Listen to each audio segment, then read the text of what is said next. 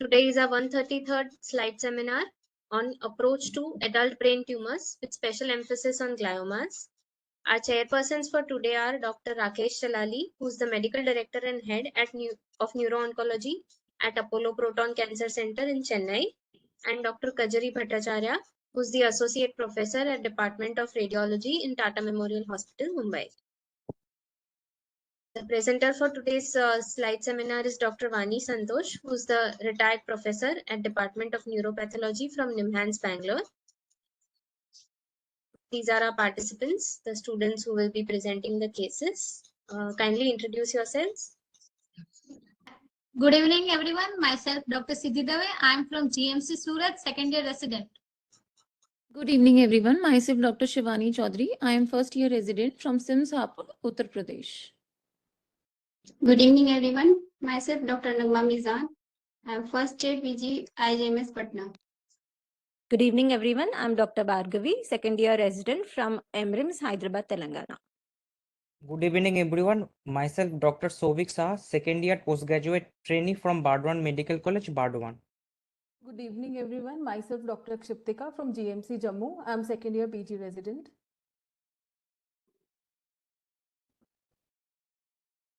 Srividya. Good evening, everyone. Myself, Dr. Srividya. I'm first year resident PG, BS Institute of Medical Sciences Research, Kuppam, Andhra Pradesh.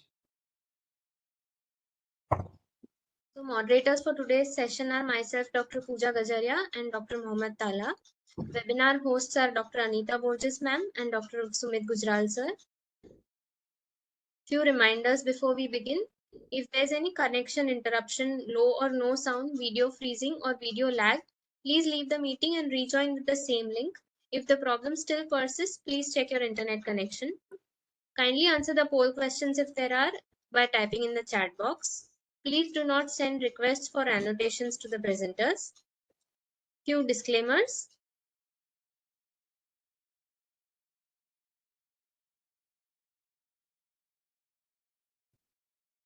Just a reminder for the upcoming talks. On Thursday, we have another interesting slide seminar on approach to pediatric brain tumors with emphasis on gliomas by Dr. Geeta Cheko, who's from CMC Vellore.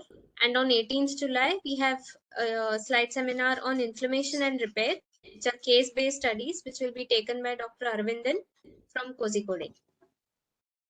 With this, let's begin today's academic feast. Over to you, Vani ma'am. Hi Rakesh, welcome. Hi, good evening. Dr. Vani Rakesh is here. Hi Rakesh.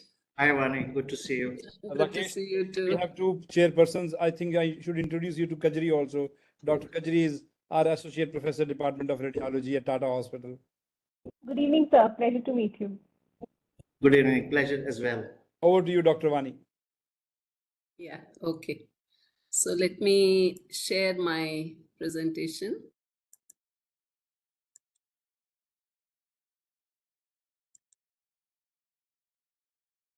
Are you all able to see this? See the screen? Yes, ma'am. Yes, ma'am. Yes, ma'am. Okay, all right. Good evening to everyone. First of all, thank you, Sumit, for inviting me to take part in this online teaching program for the PG students. It is certainly a great pleasure for me to participate and also to interact with the students. I'll try to make it as interactive as possible today. And we are starting our session on brain tumors, and we'll begin with adult brain tumors and approach to adult brain tumors. But I will be emphasizing predominantly gliomas and a few other tumors like glioneuronal tumors. Now, before we actually start, let us look at the evolution of the CNS tumor classification itself. The very first classification was put forth by Bailey and Cushing. This was way back in 1926, a very primitive classification. Nevertheless, it was quite a consistent classification, and therefore it lasted for a very long time, for nearly 50 years before the WHO took over the classification of the CNS tumors in the year 1979. And between these years, 1979 to 2007, 4 editions of the WHO classifications have been published. These are popularly referred to as the blue books. And in all these, the classification was based solely on the histomorphology, and that was supplemented by immunohistochemistry in the later editions. But post 2007, what we have seen is, sorry about that. So post 2007, what we have seen is that there has been an explosion of molecular data from which have evolved a growing number of molecular biomarkers with important diagnostic, prognostic, and predictive information. And some of these biomarkers were incorporated into the revised 4th edition, that is the WHO 2016 classification. And it was this classification that for the very first time included morphology and genetics in the classification for the first time. Earlier to this, all classifications had only histomorphology. And therefore, it brought about a paradigm shift in the classification of the CNS tumors, particularly some groups of tumors like diffuse gliomas as well as the embryonal tumors. Now, what we have seen post-2016 also is that there is a rapid advancements in neuro-oncology. And in order to keep in pace with it, the C-IMPACT now, which is the consortium to inform molecular and practical approaches to CNS tumor taxonomy, was announced in the year 2017. Now, this was by the WHO group itself, but it was not officially WHO at that time, and therefore now stands for not officially WHO. The goal of this consortium was basically to review the literature for new molecular markers, new biomarkers, new molecular alterations, and which have some clinical significance, and to decide which of these molecular markers can be incorporated into the subsequent classifications. There are 7 updates of the C-IMPACT now that have been published between the years 2018 and 2020, and all of them are published in Acta Neuropathologica, which is the official journal of the International Society of Neuropathology, and those of you who are interested can go through these updates. And it is the recommendations of all these updates that are now incorporated into the current classification that we are all following, that is the WHO 2021 classification. This is the 5th edition and very popularly referred to as the WHO CNS5. And therefore, this classification advances the role of molecular diagnostics even further in CNS tumor classification.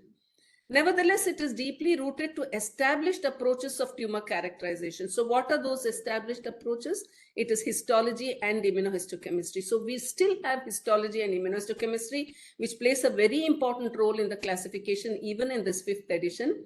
And therefore, the classification presents a hybrid taxonomy to us. So let us look at some of the major changes that have happened in this WHO CNS5.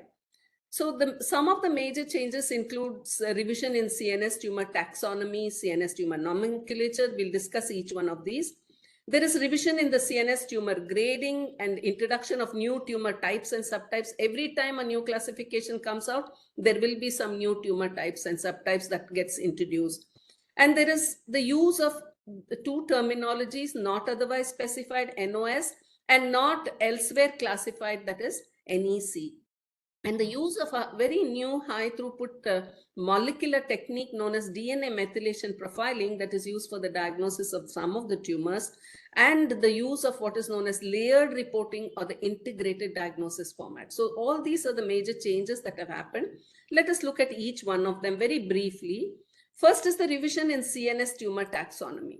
Now, the reason this classification is hybrid is because some of the tumors are diagnosed based on their underlying genetic alterations. That is, they're genetically defined tumor types. For example, astrocytoma IDH mutant, diffuse midline glioma H3K27M mutant, or astroblastoma MN1 altered. All these are defined by their genetic alterations. So you cannot make a diagnosis of these tumor types without demonstrating these genetic alterations. But there are some tumors where we can diagnose them only based on histopathological features like meningiomas or pilocytic astrocytomas or ganglioglioma.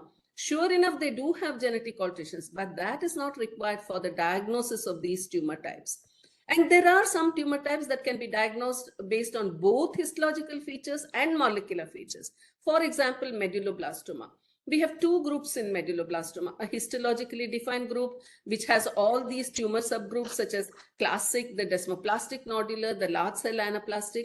And we have this molecularly defined medulloblastoma, which has the subtypes such as the Wnt activated, SHH activated, and others. So these are diagnosed based both on histological as well as the molecular parameters. And that is the reason this classification is a hybrid classification. And in order to standardize this WHO CNS5 with the other 5th edition blue books, some terminologies have been changed. For example, we don't use the term entity anymore. In the earlier classifications, they were all referred to as tumor entities, but now we call them as tumor types. And histological variance is now designated as subtype. So we have only type and subtype. We do not have any tumor entities and tumor variants. And it's the types that are listed in the classification. Now there is revision in the CNS tumor nomenclature based on certain modifying factors. If you look at anatomic site modifiers, for example, there is this tumor called chordoid glioma. In the earlier classification, this was chordoid glioma of the third ventricle. But the term third ventricle is now deleted because now we know that chordoid gliomas can occur anywhere else also in the brain, not just in the third ventricle. And there are some nomenclatures have altered based on genetic modifiers. For example, glioblastoma. Now, earlier we had glioblastoma IDH wild type and we had the glioblastoma IDH mutant. But IDH wild type is retained, whereas the mutant is removed. Supratentorial ependymoma rela fusion positive is retained. Now it is known as Zefta fusion positive because there is a change in the name for the genetic alteration. And there is this embryonal tumor known as ETMR. It is embryonal tumor with multi-layered rosettes. It is characterized by a particular genetic alteration known as C19MC alteration. So in the earlier classification, this tumor was designated as ETMR C19MC altered. But now the C19MC alteration is removed because now we know that ETMRs can have other mutations also, like DICER1 alterations. Other mutations are known in ETMR. So we call it just ETMR. So there are changes in this or revisions in the tumor, CNS tumor nomenclature.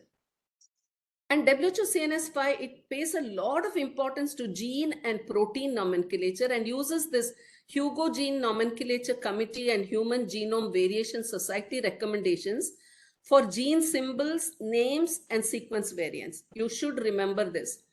Gene symbols are all presented in italics, but the proteins and the gene groups are not italicized. And we prefix this letter C for any gene sequence alteration and the letter P for protein sequence. Let us look at one example. The most common genetic alteration in adult diffuse gliomas, IDH1R 132H mutation. What is the gene sequence alteration? Gene sequence alteration here is IDH1C.395G2A. That means there is a transition from G to A in nucleotide position 395. And that results in this protein sequence where you have IDH1P.R132H, where arginine is replaced by histidine in position 132 of the amino acid sequence. Now there is revision in CNS tumor grading in this WHO CNS5.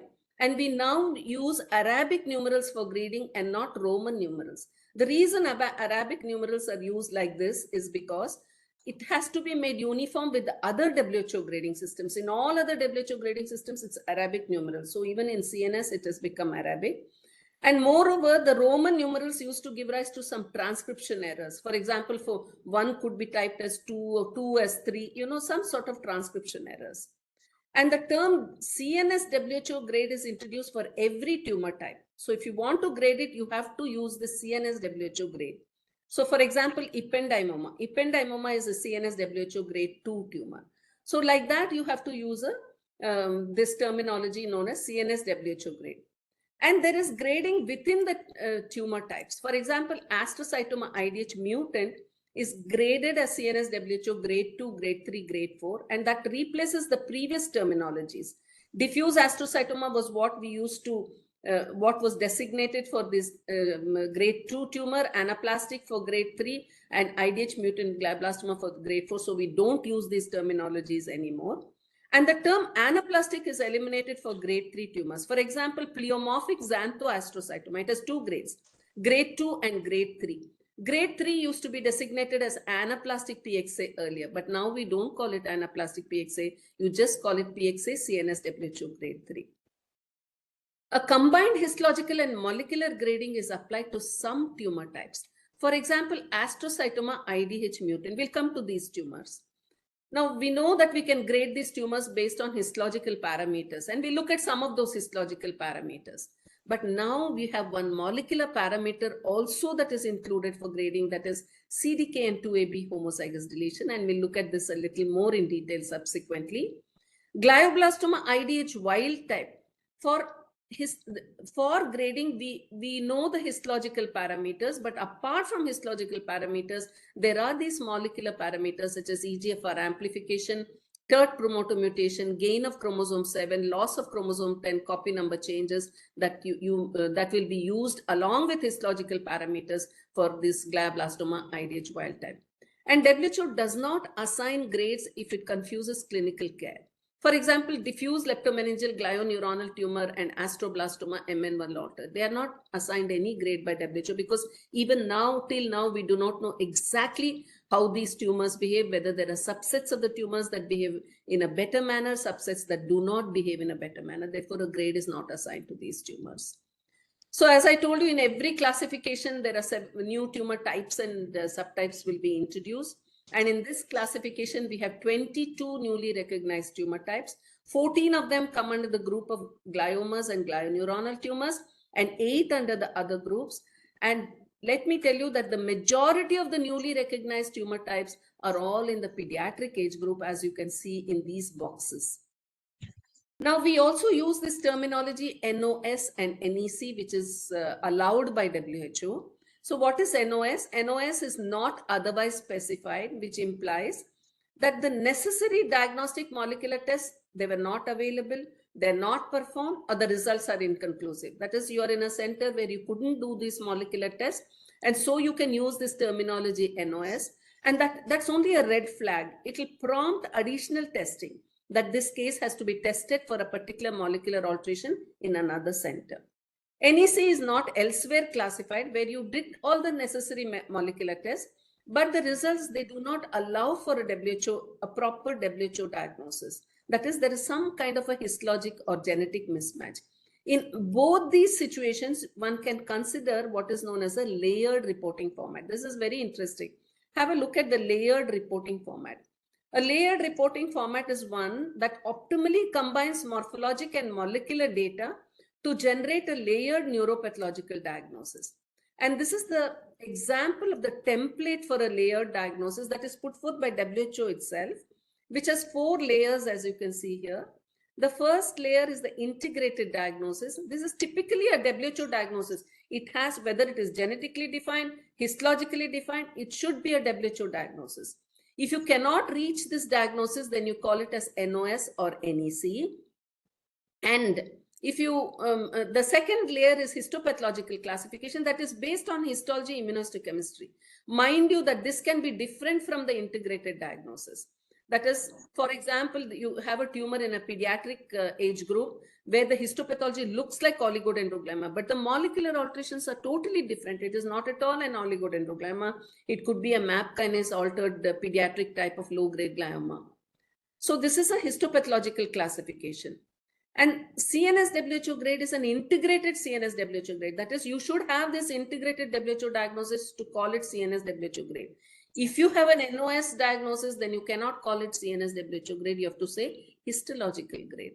And the last layer is molecular information, where all the molecular findings are listed along with the genetic platform that you use for the molecular testing, like whether you used immunohistochemistry for the surrogate markers, genetic assays, like FISH or the Sanger sequencing, next-gen sequencing, methylome profiling, whichever assay you use, you can list that assay.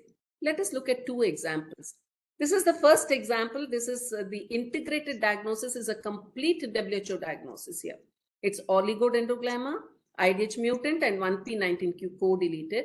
Histopathological classification is oligodendroglioma, and the grade is 2. I've just taken an example of a grade 2. And the molecular information here is that the tumor is positive for IDH1R132H, which is a surrogate for IDH mutation. So we know that there is IDH1 mutation, and 1p19q is co-deleted by the FISH technique. So because we have all the molecular information, we're able to give an integrated diagnosis, and we are able to give a integrated CNS WHO grade. There is another example, which same oligodendroglioma, which is IDH mutant, but I've called it NOS. Now, why have I called it NOS? Because here we have information that it is IDH1R132H positive by IHC. In my center, I was able to do only IHC. And so it is, we know it is IDH mutant. We know it is oligodendroglioma by histology, but I am not able to perform FISH on this particular case in my center. So since it's not a complete diagnosis, we have to say NOS. And once you give a NOS, you cannot give a CNS WHO grade. You have to give a histological grade, because CNS WHO grade is given only when you give a complete integrated diagnosis. I hope this is quite clear to the students. Now, what WHO CNS5 has done is it has introduced this essential and desirable diagnostic criteria for every tumor type. Essential diagnostic criteria are those that are definitive criteria. That means they must have feature for the diagnosis of a particular tumor. For example, for astrocytoma IDH mutant, IDH mutation is an essential diagnostic criteria. Whereas desirable diagnostic criteria are those that can support a diagnosis, but they're not mandatory for the diagnosis. For example, for this tumor called pleomorphic xanthoastrocytoma, large majority of them will show this BRAF V600E mutation. Okay, it is characterized by BRAF V600E mutation. But let me tell you, it is not seen in 100% of the cases. It's seen in about 70 to 80% of the cases.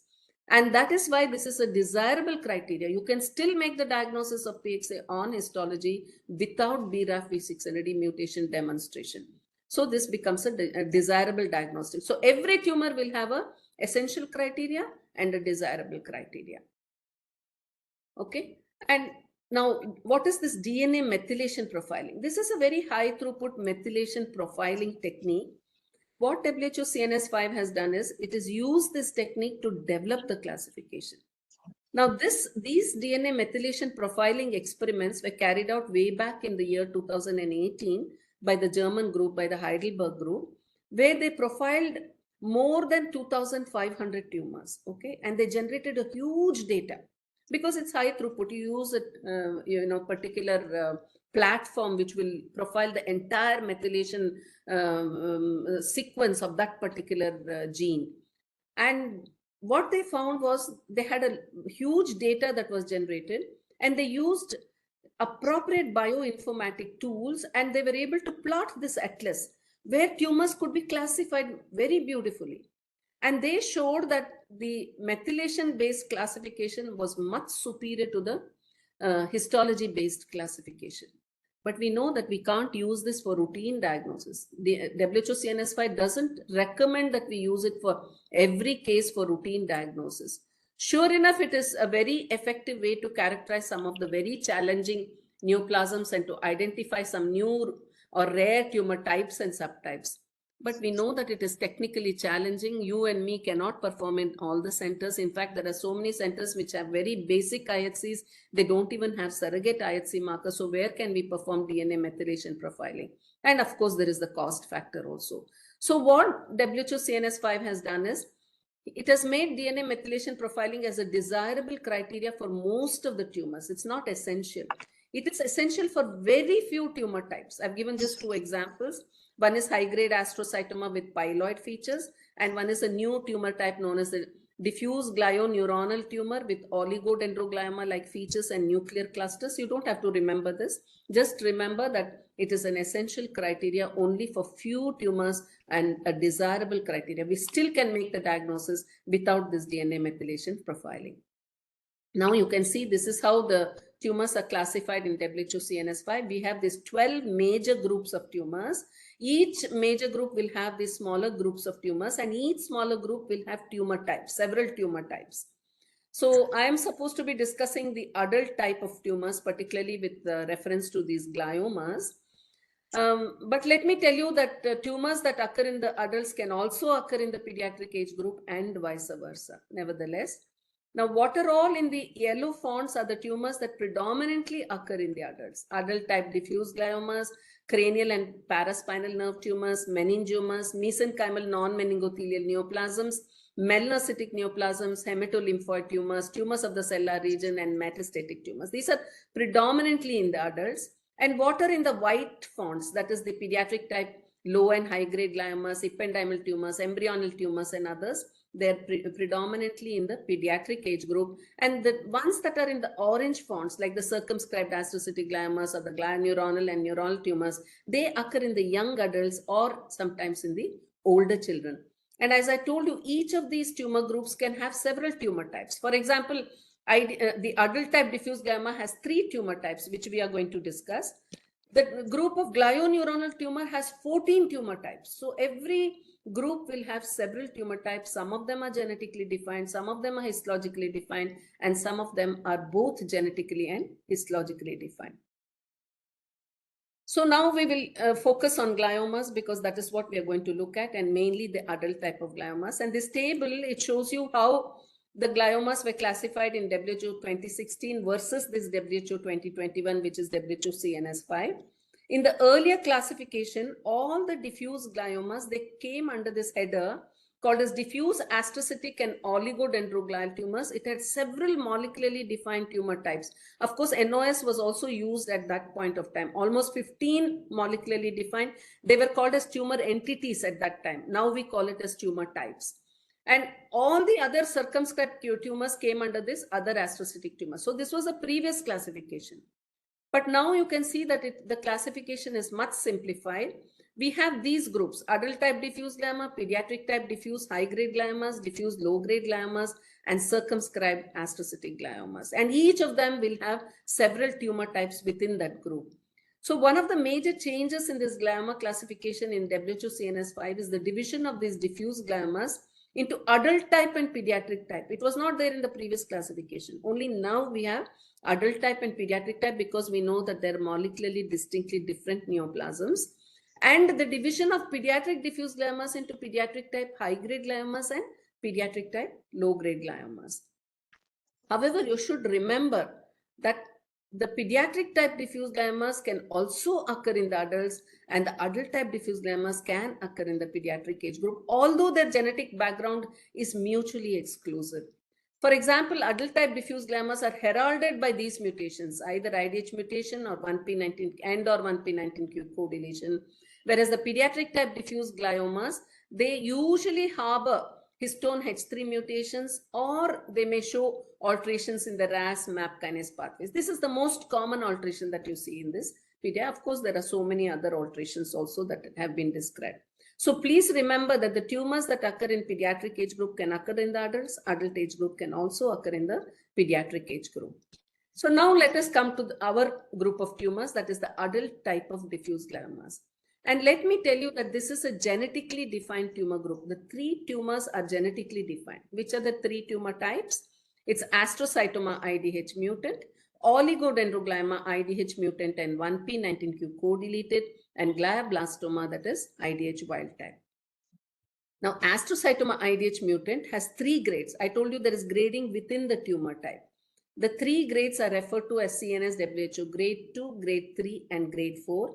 And what was called as diffuse astrocytoma IDH mutant grade 2, anaplastic astrocytoma and glioblastoma are no longer used. So you don't use these terminologies anymore. You don't use Roman numerals for grading. You use only Arabic numerals for grading. So this is what we are following, and this has become obsolete. And astrocytoma IDH wild type, this is eliminated. So we don't have any astrocytoma IDH wild type in the adults. These become glioblastomas. And if it is, or can be any other pediatric type of an astrocytoma IDH wild type tumor, which I am not going to discuss. But remember that astrocytoma IDH wild type terminology is eliminated. What about oligodendrogliomas? Oligodendrogliomas are defined by IDH mutation 1p19q co-deletion. You cannot make a diagnosis otherwise. And they have 2 grades, CNS WHO grade 2 and grade 3. And we don't use the previous terminologies and the previous grading. Anaplastic oligodendroglioma, the terminology is not used. You just say oligodendroglioma, IDH mutant 1p19q co-deleted, CNS WHO grade 3, and don't use the term anaplastic oligo. Okay. What about glioblastoma? Glioblastoma is only IDH wild type. Earlier we had IDH wild type and IDH mutant. That is not there anymore.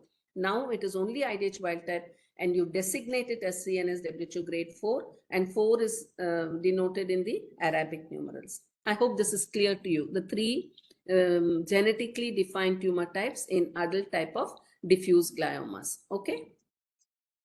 So with this, we will, I think with this introduction, if you have any doubts at this point of time, maybe you can put it in the chat box, or we can discuss it subsequently. But we'll start with the cases, because then all these will become more and more clear to you. So the first case case number 1 will be discussed by Siddhi. Siddhi, are you there? Yes, ma'am. So you can discuss this case. Okay, so we have 32-year-old man presented with generalized tonic-clonic seizures for 2 months, headache and vomiting for 15 days, and left-sided weakness for 15 days. So what can you make out of this history, Siddhi? So, yes, yes. The tumor is basically belong to the adult age group, Yes. and it is presenting with seizures, so it might presses any brain organs at there. So radiologically we can see something. No, don't worry about radiology. Let us look at only the history. So there is a generalized tonic-clonic seizures in this patient, isn't it? So maybe white and gray matter of the brain is involved. And look at the duration of the symptoms. What do you think? It is on acute onset. Acute onset, very good. So it is not a very chronic one, isn't it? It's not going on for many years. It's acute onset. And then the patient has headache and vomiting for 15 days. What do you think that is because of? That is because of the lesion that presses and now or no, because of the increased intracranial pressure. There will be increased intracranial pressure, and that is why there is headache and vomiting, and there is a left-sided weakness, which means that the lesion is located on the now Right side. on the right side, isn't it? On the right side. It's located on the right side. Anyone else also can answer. I have no problem with that. Okay. So that is what the history tells us. Let us look at this image, and can I request Kajari, can you just briefly describe this image to them? Sure, ma'am. So can I annotate actually? Yeah, please. So request. Do you want me to annotate? Yeah, let me just pointer option. I'll take the pen. Okay. So the thing is that there are 4 sets of report actual images. So what we are seeing is basically first is written as a T2 flare and the third is written as T2. So whenever we are commenting on any kind of brain MRI imaging specifically. Kajari, Yes, you can request for annotation from Dr. Vani. Yeah, I will annotate. As she's telling, I'll annotate. No, Yes, Kajari. Ma'am, I have got that annotation, whatever that control. So I'll start, ma'am. Yeah, sure. What we see is a T2 weighted image. So it is very important for all the residents to know that the base image for any kind of MRI brain is a T2 weighted image. T2 weighted image gives you an idea about where is the location of the tumor, whether it is located in the gray matter, in which side it is located, and what is the tentative histology that we are expecting. Because what happens is that generally lower grade tumors, they are more homogeneous. That means they have a similar signal on, so they are generally homogeneous and there is generally a little bit hyper intense on T2. As the tumor grows high in grade, it has some intrinsic hypointensity. And when I'll show my cases, I'll show you how do the tumors evolve from lower grade to higher grade. So basically coming to this case, what we see is there is a lesion here which is present in the right insula region, and it is also, so this is the region of the basal ganglia and this is the insula if we compare on the normal side. On the contralateral side, so this is another thing, this is the left and this is the right when we are looking at MRI. So here we are looking at the right region which is involving the insular cortex. It is also involving the basal ganglia and the posterior limb of internal capsule. So all these clinical features is explained. Number 1, patient has generalized tonic-clonic seizures. So as we can see, the cortex is involved, so therefore that can lead to your generalized tonic-clonic seizures. We can see that there is involvement of the posterior limb of the internal capsule, which is this on the left side. So that is involved, and therefore the patient is having weakness on the contralateral side. And other than that, we can see there is some midline shift. So we can see where this tumor is exerting some mass effects and it is causing the midline shift to the opposite side. So therefore the patient has features of raised intracranial tension, and therefore patient is having vomiting and headache. So this is the first thing. Other than that, we see that the tumor is basically hyperintense, or it is bright, or it is giving a white signal of T2 weighted image. Next, we see this flare. So what we're seeing is this is your T2 in which the lesion predominantly appears bright. In flare, there are some areas of inversion. Inversion means that whatever was appearing bright on T2 is showing some amount of signal drops. It has become a little bit hypointense on flare. What it signifies is that basically, if you see here, these two sequences are exactly similar, except the CSF signal. So if you see that fluid is hyperintense on T2 and it is black in flare. So whatever happens, that means that the fluid content of this tumor is a little high, and it is very often seen in, it's a very specific sign which is called as the T2 flare mismatch, which is seen in IDH mutant astrocytoma.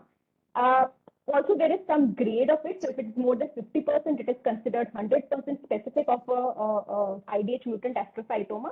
Though the sensitivity of the sign is low, it is around 40%. So apart from that, other sequences that include diffusion and SWI, but we don't have them. So what we see is a T1 weighted image. This is needed when we see the post-contrast. So what we see is basically this tumor is hypointense on T1.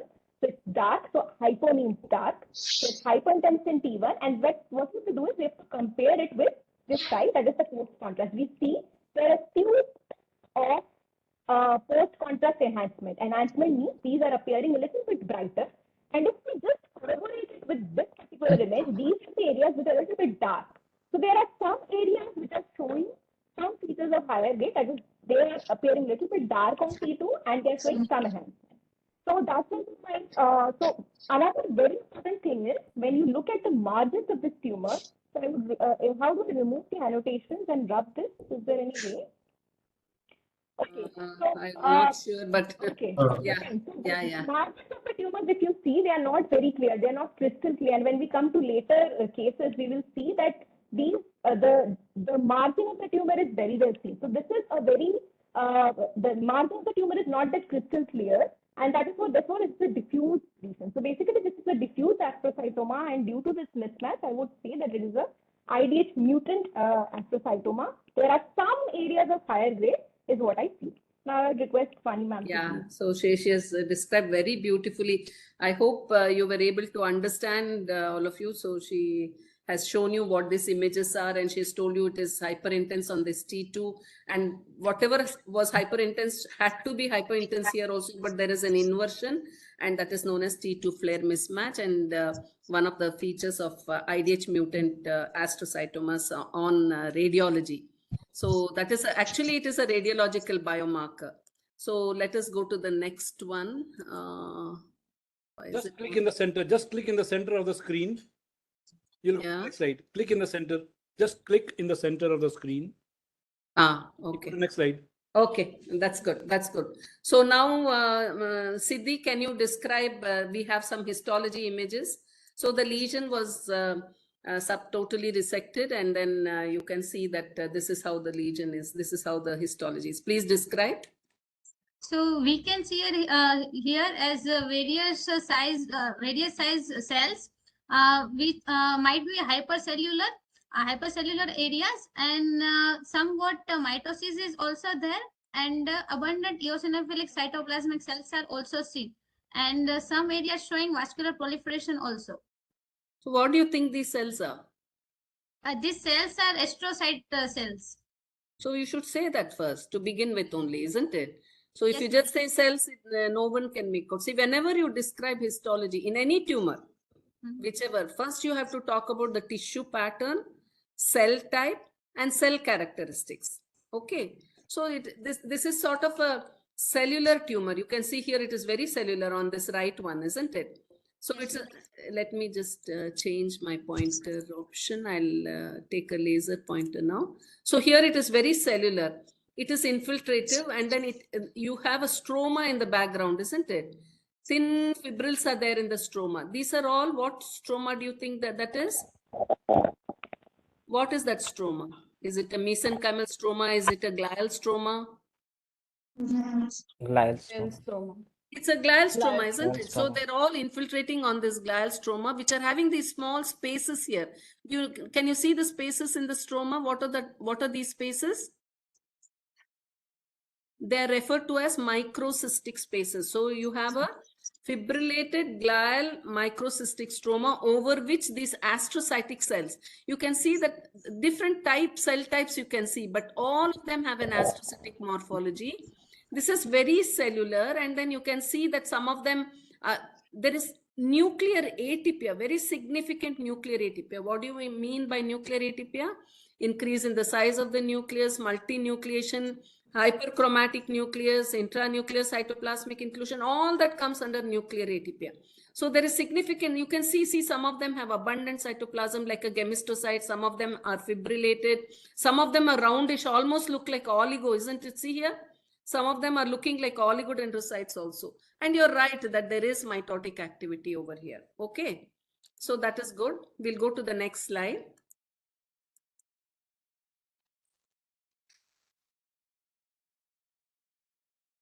I don't know why this is not moving.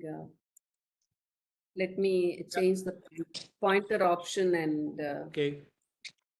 So go to the laser pointer. Yeah. No, I wasn't laser pointer, but...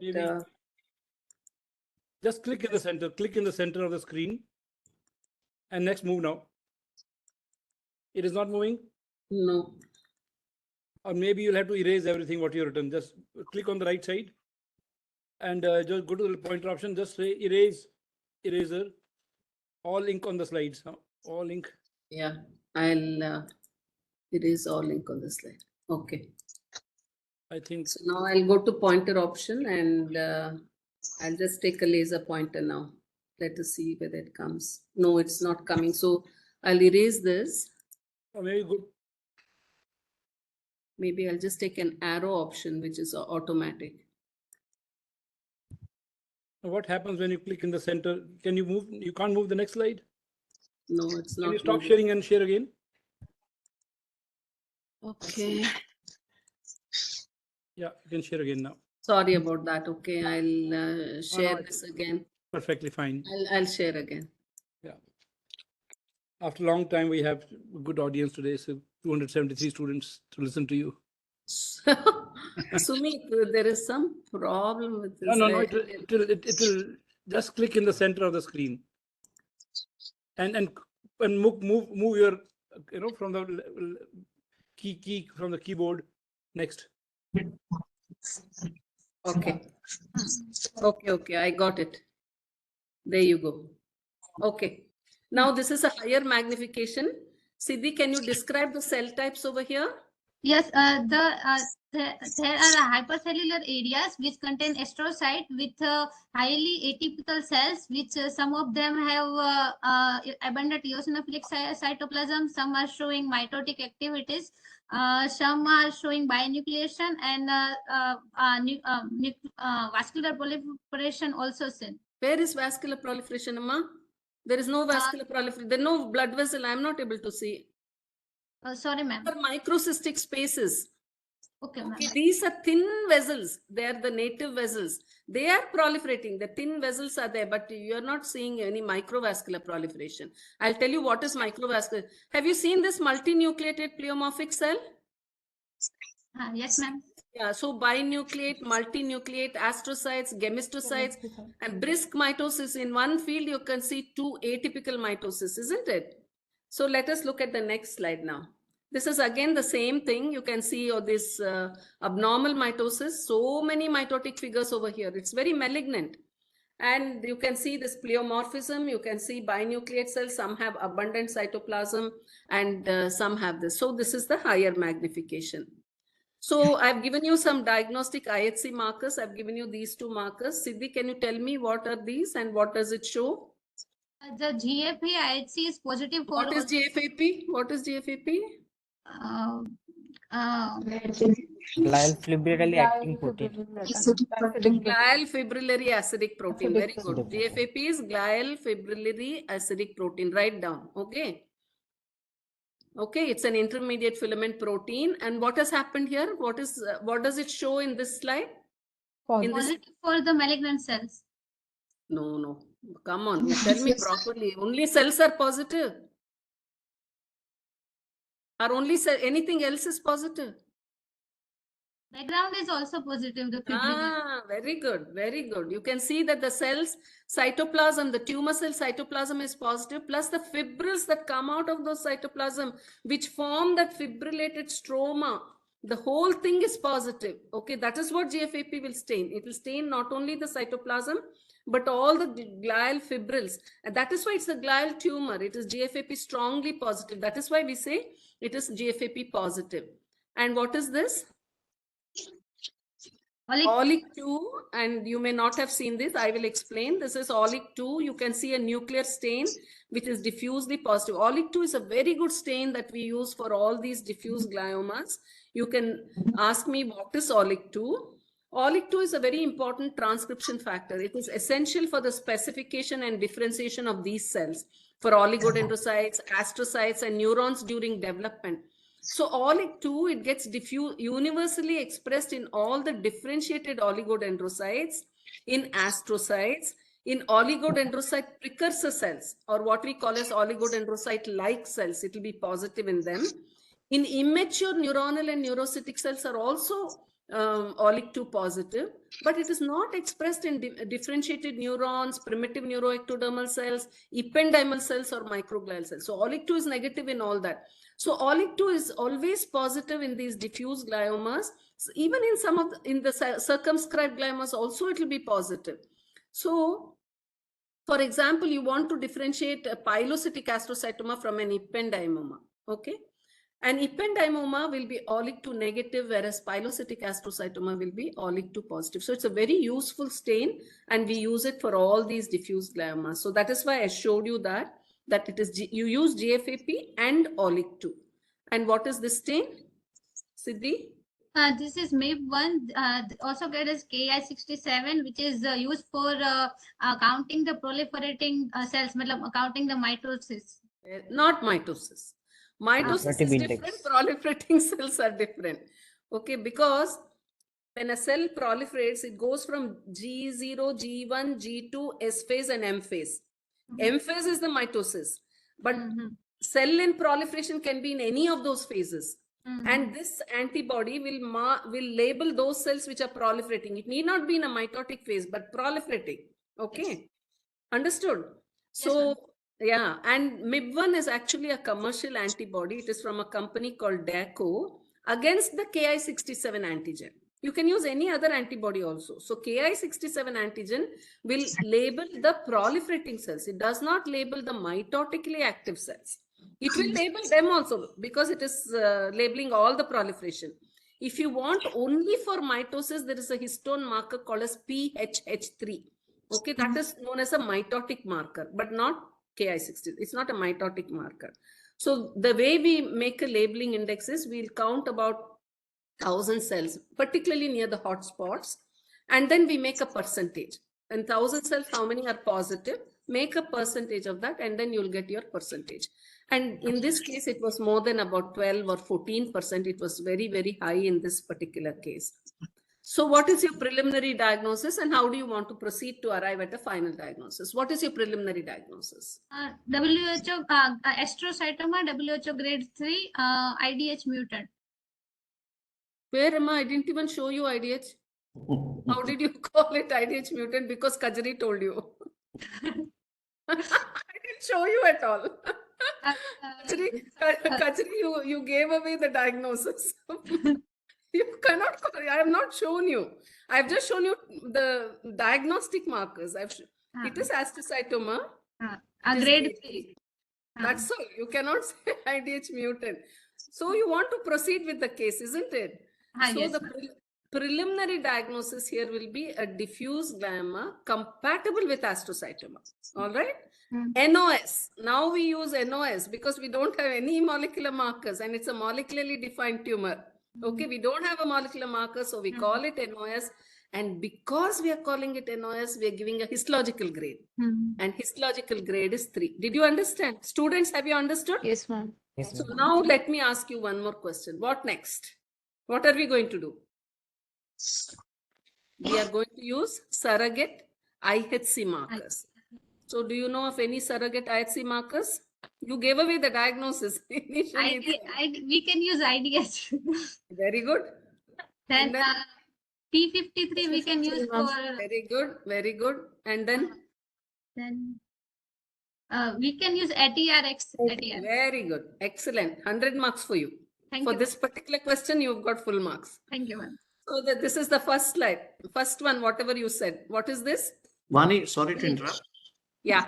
There was a very interesting question. It actually crossed my mind also. Why not Yes. grade 4? I mean, that We'll will come be to that. We'll come to that. CDK in the late. Yeah, yeah, But we are going to but come to that.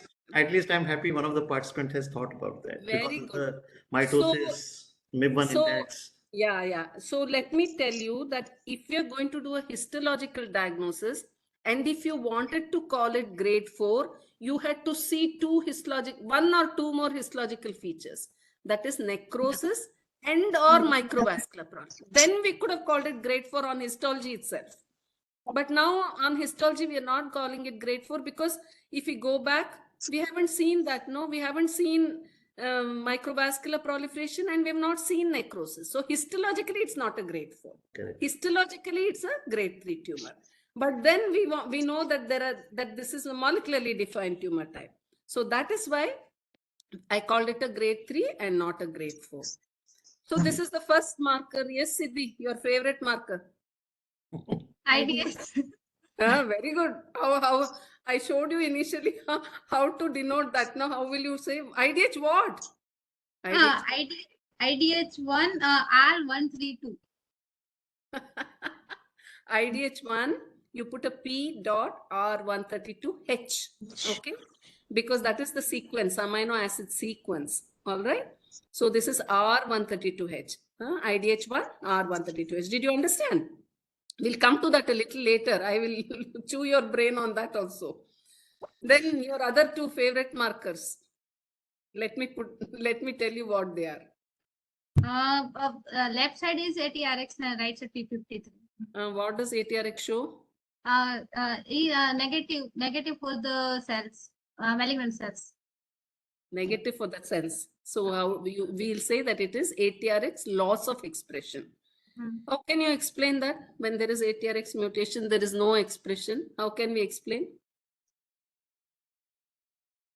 See, ATRX is a gene that is in the brain tumors mutated in the gliomas in two groups of gliomas. One is IDH mutant astrocytoma and the other one is histone mutated pediatric type of gliomas. ATRX gets mutated. Okay. Now, ATRX was initially identified in other tumors. It was identified in neuroendocrine tumors and all. Then it came to the brain. Now, among these, the type of ATRX mutation is known as, it is a truncating mutation. Okay. Because it is a truncating mutation, the protein is not expressed. So IHC is a good way to demonstrate this mutation because protein doesn't get expressed. So none of the tumor cells are positive for ATRX. So that will tell you that ATRX is mutated. But you must see that there are all these internal controls. The blood vessel, you see this blood vessel? Endothelial cells are positive. Some overrun native glial cells.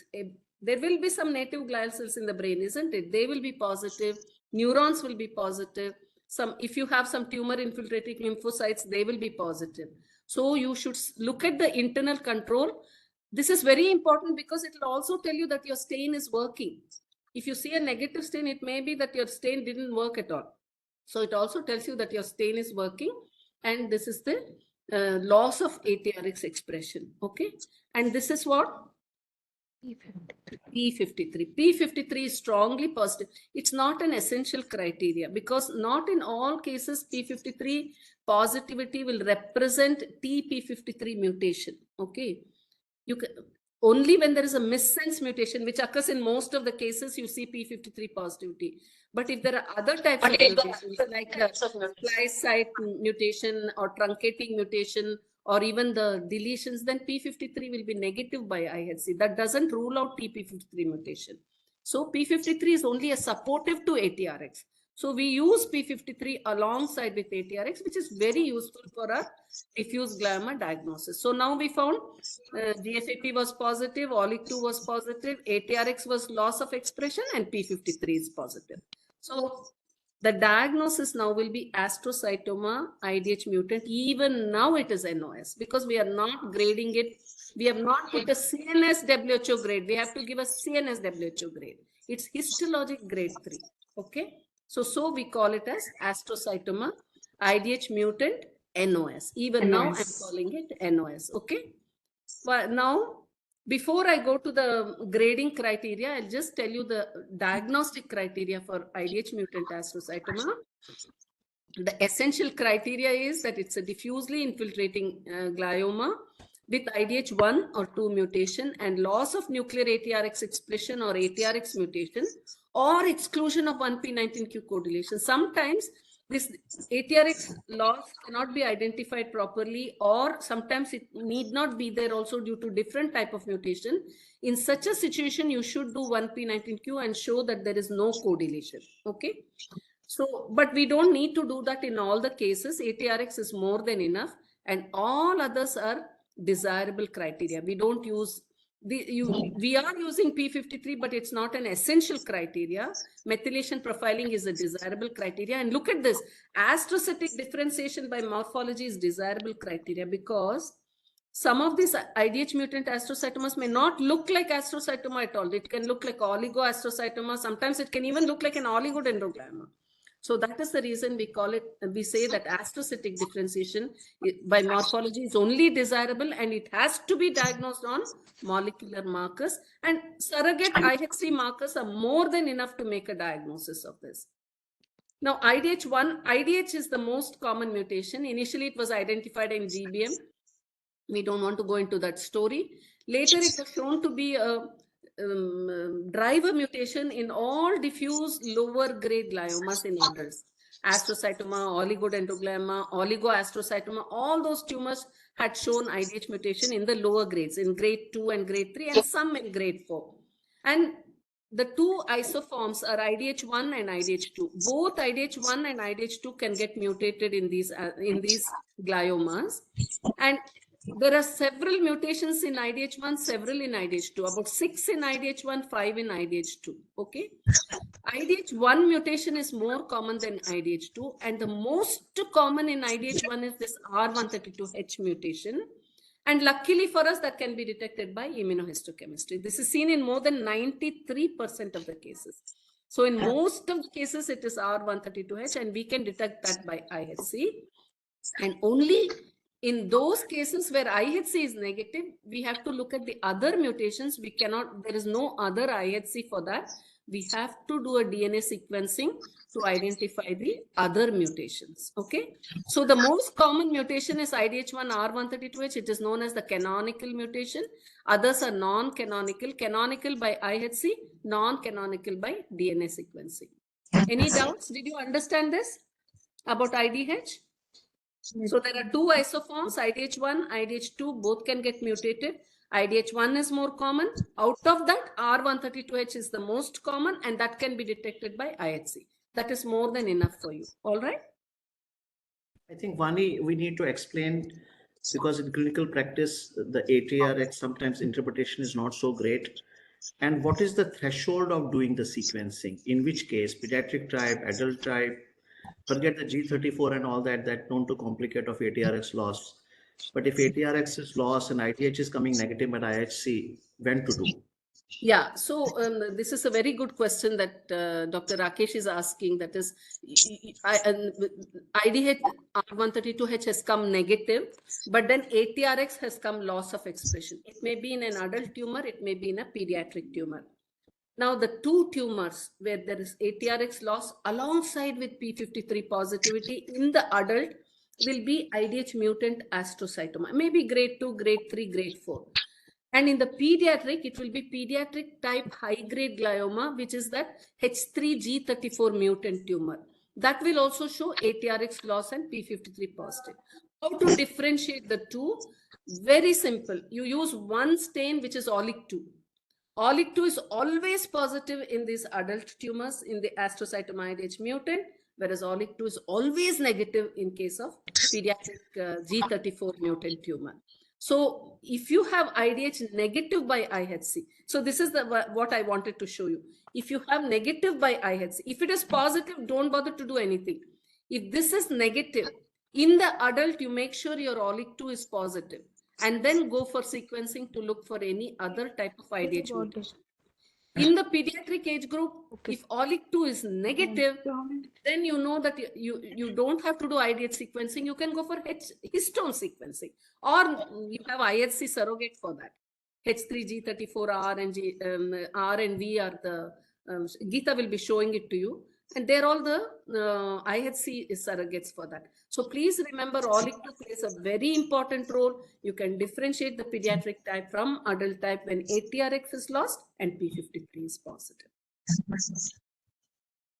Now, this is very important. What WHO has done is that there is not only a why did I call it as NOS and histologic grade 3 and did not give a CNS WHO grade 3 is because there is a molecular criteria apart from histological criteria for grading these astrocytoma IDH mutant.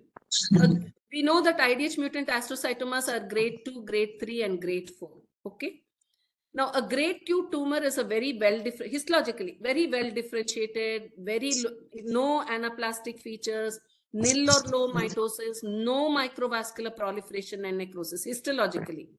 And molecularly, it will not show the CDKN2AB homozygous deletion.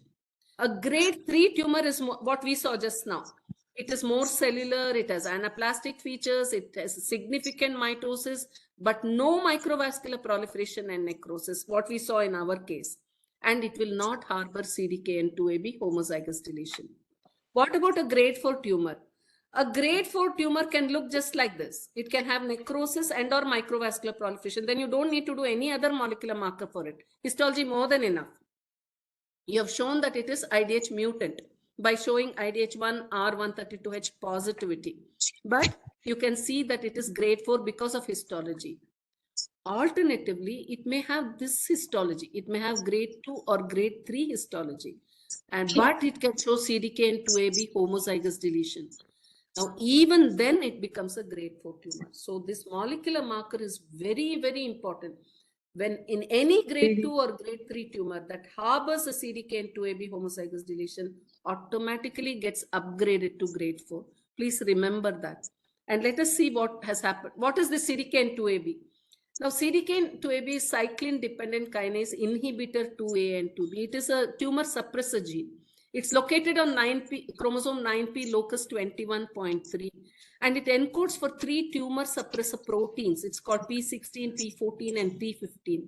What they do is that they inactivate CDK4, CDK6, or they prevent P53 degradation. And homozygous deletion will result in uncontrolled activation of several genes that are involved in the cell cycle. They transit from G1 to S-phase, make the cell very proliferative.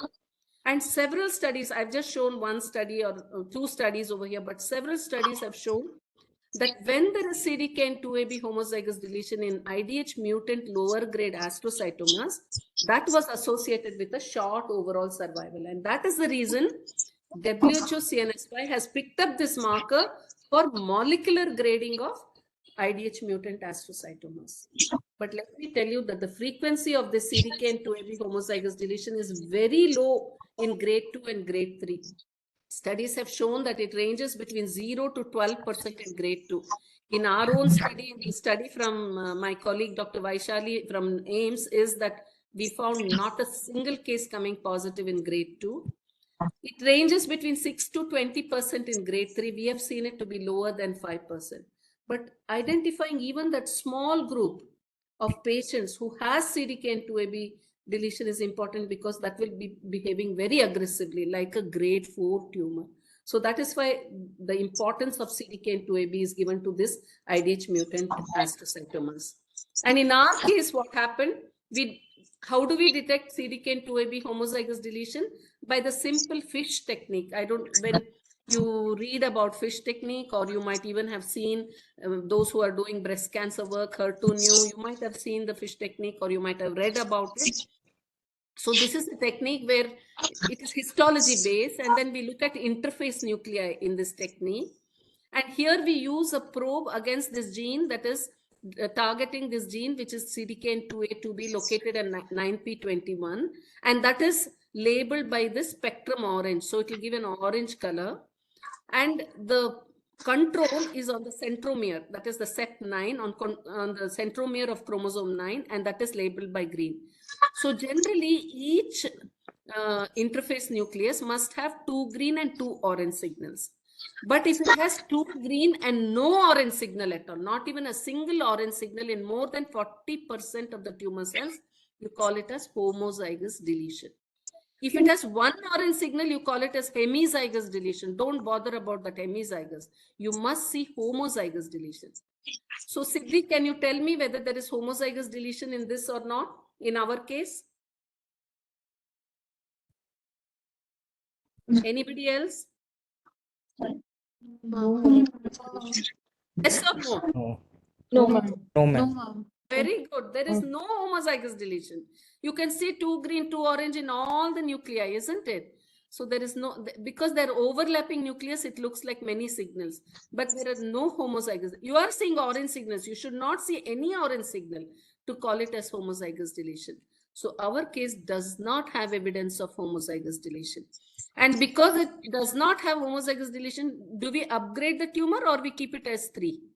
3. It has 3, ma'am. We keep it as 3. So the diagnosis is, now we give a full diagnosis. We give an integrated diagnosis and an integrated grade. Astrocytoma IDH mutant, CNS WHO grade 3. And this is how we put the layered diagnosis. I won't go into details, but IDH was positive, ATRX was lost, and there was no evidence of CDKN2AB homozygous deletion. And that is the reason that we have given this as grade 3. Is that clear to you? So we'll go on to the next case. Ma'am, before proceeding, there are a few questions from the attendee. Should I? Okay. I'm not able to see this chat box. Ma'am, I'm reading to you. Dr. Tala, I can just quickly tell. 3 questions basically. One was, is necrosis enough to call it grade 4? Irrespective, there is no cellularity, there is no mitosis, there is no atypia, but no MVP, but only necrosis. It is definitely enough to call it grade 4 if it is an IDH mutant tumor. But let me tell you, as the grade becomes higher and higher, for sure there'll be increased cellularity and for sure there'll be mitosis. So we will not, I'm talking about an IDH mutant tumor. So we will not have a situation where it is looking with which has no nuclear atypia and with necrosis and it is IDH mutant. It can be there in some other tumor like pilocytic and all, but not in an IDH mutant tumor. Yes, we can call it grade 4. That's the answer. No, the question was an IDH mutant only. Second question is importance of P53. It is just to diagnose between oligo or astro, or does it help in grading also? P53C, this is only a desirable criteria, but we find it very useful on day-to-day practice. It is only a diagnostic marker, no grading. You cannot do any grading with P53. It is only a diagnostic marker and it goes hand in hand with ATRX. When there is ATRX loss and P53 positive, then we know it is astro. When there is no ATRX loss and P53 is negative, we know it is oligo. We'll be looking at a case subsequently. So P53 is meant only for diagnosis. Third question. Yeah, third one. Third is about which I'll make a comment later. CDKN2AB. Should we do it in every single grade 2, grade 3 IDH mutant tumor? This is a very, I mean, this is the question that almost all the clinicians will ask because, you know, we are also we should remember that there will be resource limitation in most of the centers and whether you have the technical expertise or not. Let me tell you that in my opinion, for a grade 2 tumor, there is no need to do this CDKN2AB, unless, of course, it has all those Pignati criteria that it is looking on radiology, it is a large tumor crossing the midline, patient is older age, then you may want to do it. Recurrent setting, yes, we will want to do CDKN2AB, but I would suggest CDKN2AB for all grade 3 tumors. Because even if you identify that small subset, a small subset of grade 3 will have it. And a small subset also, it's very important because they will be upgraded to grade 4. I must tell you, in the last 2 years or so, because we were all thinking whether we really need to do it because it's not available widely, the cost issue, and generally the feeling was IDH mutant, astrocytoma grade ATRX loss, looks like a astrocytoma grade 3 in a young person. They should do very well. The median survival is anywhere between 5 to 10 to even 12 years these days. In astrocytomas and in oligodendrogliomas, of course, if they have 1p19q co-deleted, even if it is grade 3 IDH mutant and ATRX will be retained in that. The median survival now with adjuvant therapy is 17 to 18 years in spite of a grade 3 gliomas. Having said that, we have actually one case currently under treatment, young man of 35. Again, a similar tumor like what Dr. Vani showed in case 1, right insular astrocytoma, WHO grade 3, MIB1 was hardly 5 to 6%, received adjuvant therapy very well. Within a year, had a progression and had weakness on the left side, had aphasia also, even if it was on the non-dominant lobe. And we did the CDKN2NP and it came out to be positive. So now we are retreating him. So there is a subset of patients as a clinician, because the whole world is telling them the prognosis is very good, don't worry about it. It's not like a grade 4 IDH mutation is very good. Mind you, IDH is a driver mutation. So we have also now in the last 1 year or so, we are doing every case of CDKN2NB in all grade 3. And I also do sometimes in grade 2, if you suspect a sampling error. Okay. That on MRI, it does look like you saw the mismatch sign and you saw the midline shift. There is some enhancement, perfusion is high, there is restriction on the diffusion scan, signifying cellularity. But the sampling is such, maybe it is in the dominant lobe on the left side or an allopant cortex, there is only a small tissue and the histology cannot say more than grade 2. And those also we are now doing CDKN2NP. I think these are relevant and everyone should know. Dr. Tala, any question more? I may have missed more questions you will have. I think that last point was very, very important, what you said, Rakesh. And one of the questions is that in the case of, in your experience, in oligodendroglioma, whether 1p19q co-deletion is positive in 100% of the cases. What is your comment on that? I'm not able to hear you. There is some kind of echoing from you, Tala. Ma'am, am I audible? Yeah. There is a comment from Dr. Babita. She said that in oligodendroglioma, whether 1p19q co-deletion is positive in 100% of the cases. What is your comment on this? It's a defining molecular marker. You can't call it oligodendroglioma without 1p19q co-deletion. So it is co-deleted in 100% cases. Okay. That's why it's a defining molecular marker.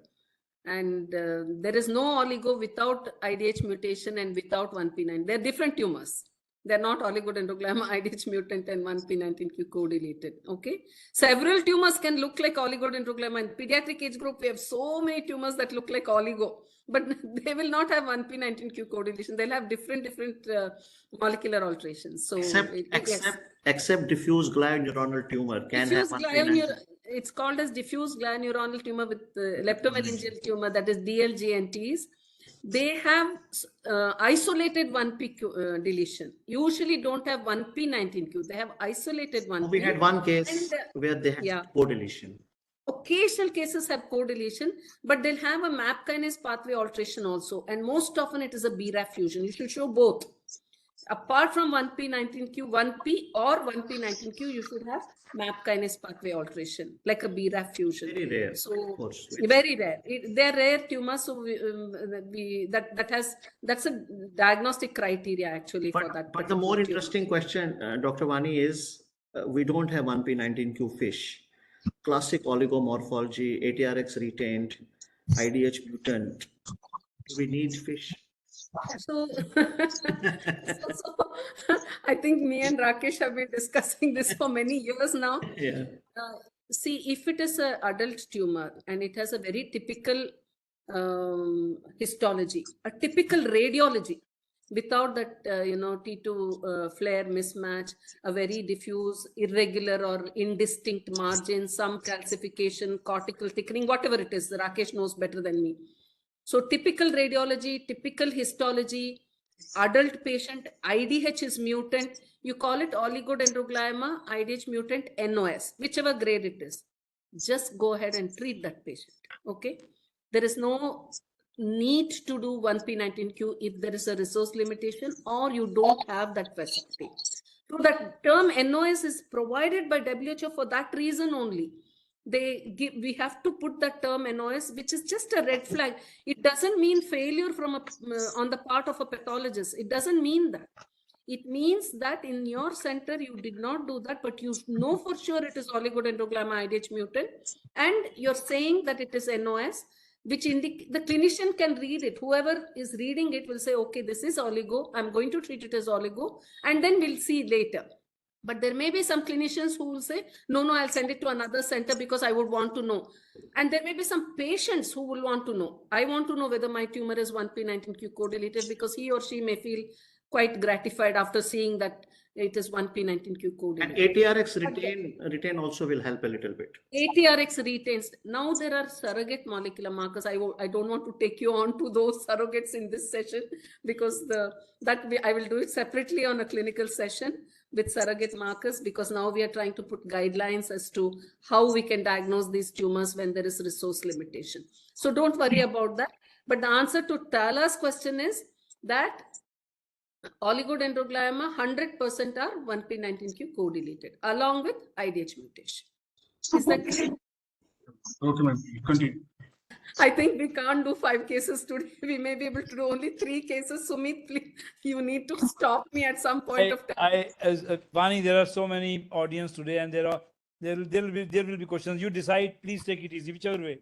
Yeah, because I'm going to go till 12 midnight otherwise. No, I think you take your time. Take your time. So Akshpita, can we have the next case from you? Yes, ma'am. We have case On your video, please. We have case 2, 35 years old male, presented with generalized tonic-clonic seizures for a year and with no neurological deficit. So what do you make out of this history, ma'am? What do you see? It's since 1 year. And compared to previous history, is this different? Yes, previous history was acute and this one is chronic because it has been 1 year since there is no neurological deficit the patient has. So you think it's deeply located or it's very superficially located? Ma'am, it can be deeply located. You think so? We'll have a look at the scan. Okay, good. Unlikely, because it is seizure. That means a cortical tumor. Yeah, we don't have it. Yeah, that's where there is no neurological deficit. If it was deeply located, the patient would have had some weakness of the left upper limb, right upper limb, whichever, lower limb, upper limb, whichever side the tumor is, the opposite side there would have been. But here I'm telling you that it is only seizures and there is no neurological deficit in this patient. Okay. Yes. So now we'll see this and ask Kajari to come in. Yes, ma'am.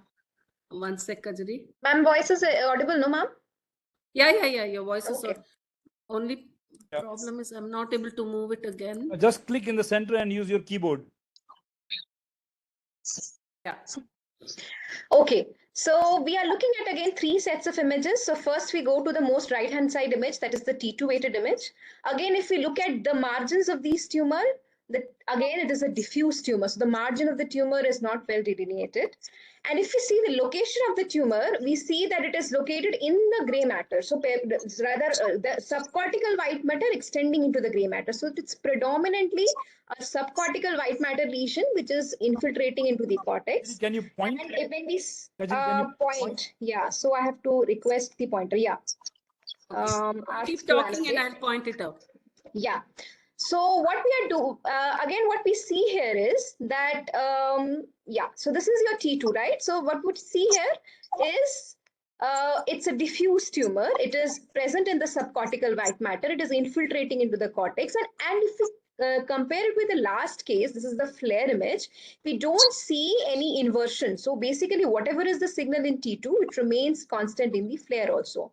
So unlike the previous one, which had a T2 flare mismatch, this one does not have a T2 flare mismatch, and I don't have a contrast image of this. So basically what I can comment is it's a diffuse glial tumor, which is present in the subcortical matter, and there is involvement of the overlying cortex. It is present in the left parietal lobe, and it does not have any significant mass effect because we can see there is no midline shift or any perivisional edema which is causing mass effect. So therefore the patient does not, and the location of the tumor is in the region that it is not close to the motor cortex also.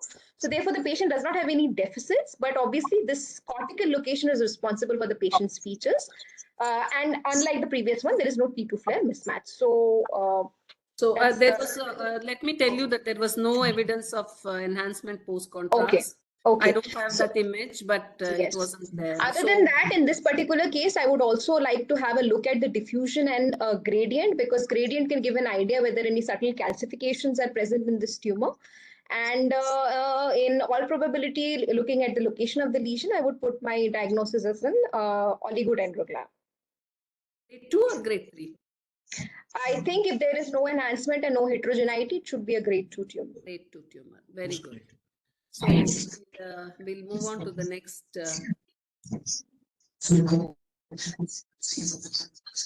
Okay. Yes, Akshita, can you describe this slide?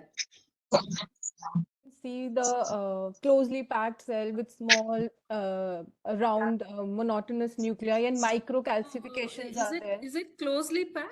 Are they closely packed? Ma'am, not that, but I can see diffuse. Are they not loosely dispersed? Yes, ma'am, in this one, they are usually dispersed. And ma'am, there are microcalcifications present. These are all the microcalcifications. Yes, so ma'am. it's loosely dispersed once again on a glial stroma or not on a glial stroma? It's do you think it is somewhat diffuse? It is spreading diffusely. Can you make out? Yes, ma'am. On a glial stroma. With on a glial stroma, isn't it? Yes, ma'am. With microcalcifications.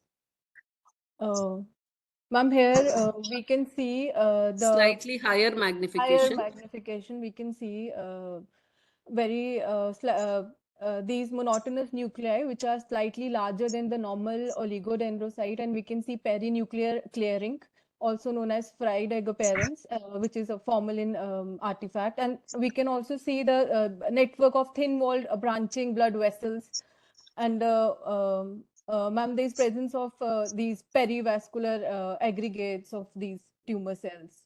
So, you think that what would you opine? Let's go to the next, and then you can opine. Yes. Yeah. Now you describe the cell type. First, you said that it was low cellularity, moderate cellularity, or high cellularity. Ma'am, ma'am, this is in this slide. Ma'am, higher cellularity is there. Moderate. In all the three, it is moderately cellular. Okay. And then you can see that the cells are all dispersed on a glial stroma. They're thin branching vasculature, but yes, no typical chicken wire vasculature. No. There is calcification. Now describe these cells. Describe the cell type. Ma'am, the individual cell, there is perinuclear clearing is there. Ma'am, with and nucleus show a vesicular chromatin. It is the round cells with a perfectly round nucleus, salt and pepper chromatin, and a perinuclear halo, very characteristic of a differentiated oligodendrocyte, isn't it? Yes, ma'am. Are you convinced? Yes, ma'am. Others are also convinced that there are oligodendrocytes that are proliferating. So these are all the neoplastic oligodendrocytes that are proliferating. Now I'll show you diagnostic IHC markers. Yes, Akshpita. Ma'am, this is positive for GFAP. What is positive? As compared to the previous one, is it similar to that or different from that? Ma'am, mostly similar. Like, ma'am, the background tissue is also... First, you talk about the cytoplasm of the cell, then the fibrils in the background. Ma'am, cytoplasm haven't stained that well, but the fibrillar background cytoplasm is negative. Look at this. Staining, yes, ma'am. It is negative. Tumor cells are negative for GFAP, isn't it? What is positive? Ma'am, the background glial stroma is positive. So you must remember that oligodendrocytes are negative for GFAP. Unless you have some other cell type in oligodendrocyte, oligodendrogliomas. There are cell types called as mini gametocytes, gliofibrillary oligodendrocytes. They will be positive, but not the cells with the perinuclear halo. They will be negative for GFAP. Yes. But the stroma will be strong because it is a glial tumor. It is proliferating on a glial stroma, isn't it? Yes, ma'am. And OLIC2 is positive or negative? Ma'am, positive. Diffusely positive. It helps us, isn't it? Yes, we like the stain a lot. I showed you why it is very important. Yes. And so OLIC2 is positive. And how is the labeling? Ma'am, a low index. Low MIB1 index. Low index as compared to the previous one, isn't it? This is low, yes. So this is very low. So what is your preliminary diagnosis and how do you want to proceed with the case? Ma'am, preliminary diagnosis is oligodendro. Very good. Very good. But do we want to use the term NOS? Yes. We use the term because this is histological diagnosis. Now we don't have any molecular markers. It's a molecularly defined tumor. And now Yes, we ma'am. have only histology, isn't it? Yes, So ma'am. it is diffuse glioma compatible with oligodendroglioma, Yes, ma'am. NOS. Histologic grade is 2 because you said that it is low grade. Low grade. So Yes. I agree with you on that. Mm. What next? Ma'am, then we'll do IHC markers. Surrogate IHC Surrogate molecule. IHC. Yes, Same ma'am. markers or different markers? What we saw in Astro. Same. Ma'am, here we can do almost same markers. Almost means what? You want to Ma'am, add or IDH, delete any? ma'am, IDH1 will do here Then? also. Then? Ma'am, P53. Very good. And then? To differentiate ATRX. ATRX. We'll do Yes, all of them. The same ATRX, markers yes, what we did for astrocytoma IDH astrocytoma. mutant. Yes, ma'am. So what is the stain on the left and what is the stain on the right? Oh, ma'am. Here cytoplasm is This IDH1 R132H. So IDH1 is a cytoplasmic stain. You can Cytoplasmic see that stain, the yes. cytoplasm is, even the perinuclear halo, you can see how the cytoplasm has taken. In fact, oligodendrogliomas are more strongly positive for IDH when compared to astrocytomas. They're much more strongly positive. And what happened to ATRX over here? Ma'am, positive. With the clearing area. Retained. You either say loss of expression or retained ATRX. Retained. Retained. Are you Because sure? Is it lost or is it retained? Be confident. It doesn't matter if you're wrong. I'm retained. Very good. It is retained. Why should you feel so hesitant? It is. You saw how it was when it was lost, isn't Yes, it? ma'am. It is retained. Retained. Excellent. Very good. Very good. Full marks for you. Now I have done this stain. P53, it is negative. Negative, isn't it? So we have ATRX is positive. IDH is positive, ATRX is retained, and P53 is negative. Yes. So what is the diagnosis? Now we can say oligodendroglioma. What? Moderate. IDH. IDH mutant, you can say. Mutant. Yes, ma'am. But still you have to say NOS because you need one more marker, isn't it? What was the other marker that you require? I answered Tala's question, no? Somebody had asked. 1P19Q. So that's why it is oligodendroglioma IDH mutant NOS, and because we are saying NOS, we are giving a histological grade. We are not giving a complete CNS WHO grade. Yes. Next, what should we do? Test for? Yes, you're right. You're right. Sure. You can tell me. For which marker now? We have already done IDH. Which is the next marker? 1P19Q, isn't it? And how do we test for that? Again, we do the fish assay. It is tested by fish assay. Here we use two probes. Okay. One probe is for 1P and one probe is for 19Q. We have one test and a control for 1P. The test for 1P is at 1P36 locus. The control is at 1Q25. And for 19Q, the test is 19Q13 and the control will be 19P13. So we use two probes. In every interface nucleus, you must see 2 green and 2 orange. Normally, when it is not co-deleted or not deleted. But here you can see that there is 2 green and 1 orange signal for 1P, 2 green and 1 orange signal for 19. Some cells have 0 orange signal. Now, if you see less than 2 orange signals for 1P and for 1P19Q, less than 2 orange, it may be 1 orange or nil orange. In more than 40% of the tumor cells, then you call it as co-deleted. So in this case, 1P and 19Q is co-deleted. Did you understand? Yes. Don't bother about which probe we use and all. It may be a bit more, too much for you at this level in your MD. Just remember, we have to do a fish test for 1P19Q assay and demonstrate 1P19Q co-deletion. Did you get that? Did you understand that? So now we have everything with us. We have, this is oligodendroglioma, it is IDH mutant, it is 1P19Q co-deleted, And that is the reason we have given a CNS WHO grade 2. And this is the molecular information. It's always nice to put the diagnosis in a layered format. When you put it in layered format, the clinician who's reading it will know what are the tests the pathologist has done. See, each pathologist will communicate in his or her own way to the clinician. I mean, nobody should teach a pathologist that you do this, you do that. Each person has his or her own style. But if you do this, it's a sort of a synoptic reporting. It will tell the clinician, okay, this is how it is. This is the molecular testing they've done, and that is why they've given this diagnosis. And if we do not have any one of this, we would have given it as a NOS diagnosis. So these are the essential diagnostic criteria for oligodendroglioma. It's a diffusely infiltrating glioma with IDH1 and 2 mutation and 1p19q co-deletion. So you should have this to make a diagnosis of oligo. All others are desirable. Showing retained nuclear expression of ATRX and P53 negativity, third promoter mutation, all that helps in making the diagnosis. But they're not essential diagnostic criteria as per WHO CNS5. And we have two grades, grade 2 and grade 3. What we saw now was grade 2. Grade 3 was earlier called as anaplastic oligodendroglioma. We don't call that as anaplastic. We just call it as oligodendroglioma, IDH mutant and 1p19q co-deleted, a grade 3 tumor. These tumors are more cellular, they have increased mitosis.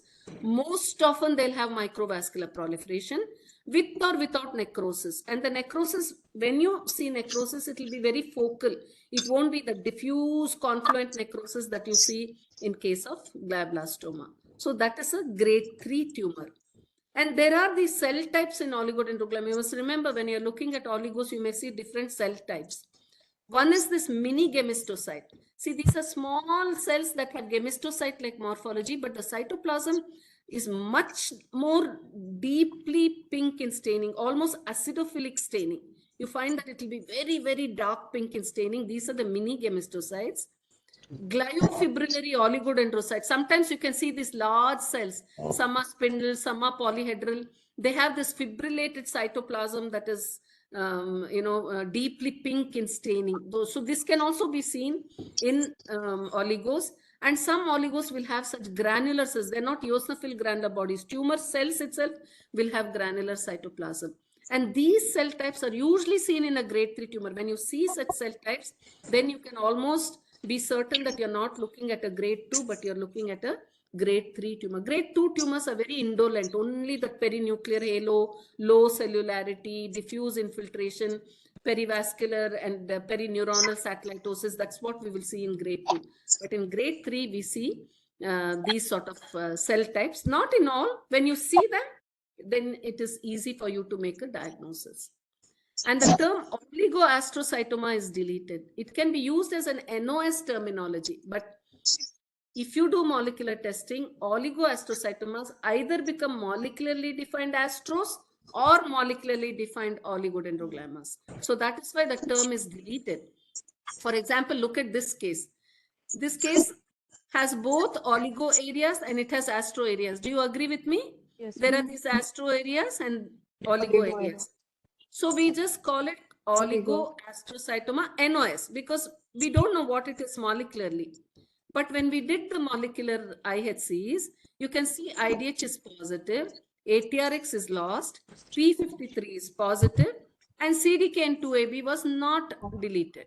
So the tumor became astrocytoma IDH mutant CNS WHO grade 2. So where any oligoastrocytoma, if you do molecular markers, it will go into either molecularly defined astro or molecularly defined oligo. So the term oligoastrocytoma is deleted and we use it only as a NOS terminology. Is that clear? Yes.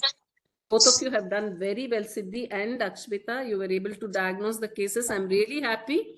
But I do want to know whether others have understood this concept, why we use these stains, and when we call a tumor as NOS, and when we call it as a WHO diagnosis. Okay?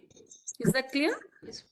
If there are any questions, I'll take it. Otherwise, okay, these are some key markers. Let me show you some key markers that we use for adult type diffuse gliomas when the histology is either astro, oligo, oligoastro. grades 2 and 3. These are the markers, important surrogate markers, IDH 1 and 2, ATRX, P53, Ki67, 1P19Q, and what is included is CDK and 2AB. And here you can see that these are the technical platforms. For IDH1, R132H, for ATRX, for P53 and MIB, you can use the IHC platform. For the other IDH mutations, you use DNA sequencing. For 1P19Q and for CDK and 2AB assessment, you use the FISH technique.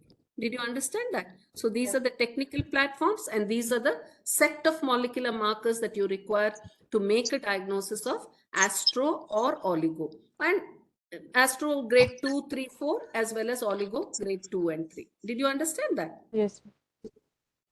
So with that, we'll go to the next. One small point I wanted to make. Yes, please. Sometimes in tumor boards, we realize this. There's a bit of necrosis sometimes.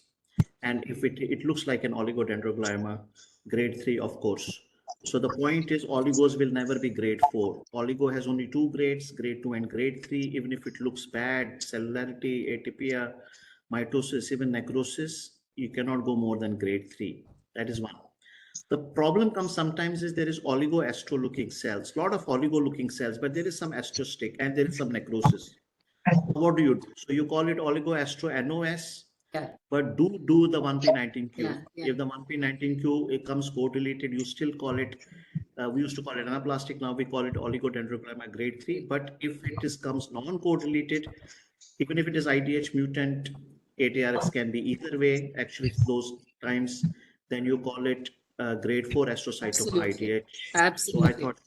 Absolutely. I think Rakesh is a much better pathologist here. His concept is so good. He's really hit it. There's only one point that I want to make over here, Rakesh, and I didn't tell this to the students, that CDK and 2AB also plays a role in oligodendrogliomas. A subset of grade 3 oligodendrogliomas which harbor CDK and 2AB have been shown to have a very rapid progression. So, and grade 2s will never have it.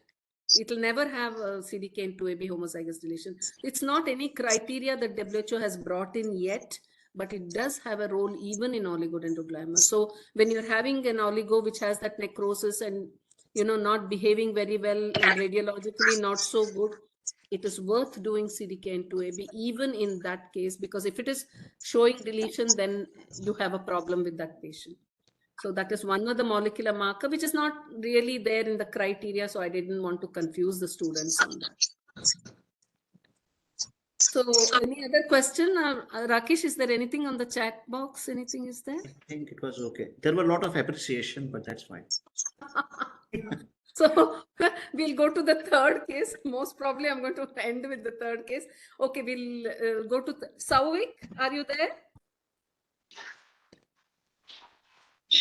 Sauvik or Nagma, do you want to take the case? Who's taking the case, Sauvik or Nagma? Why so much hesitation? It's a very simple case. I'm telling you, it's very simple. Glioblastoma. Glioblastoma. Yes, wild type. Sauvik, please unmute yourself. Sauvik. Sauvik, come on, it's such a simple case. Doctor, our chairperson has already given you the diagnosis. You can just go straight for it. Come on. 60-year-old male presented with sudden onset headache and vomiting for 7 days. There is left-sided hemiparesis for 3 days. What does that tell you, Sauvik? What can you make out of this history? It is an adult brain. What is your impression? Yes?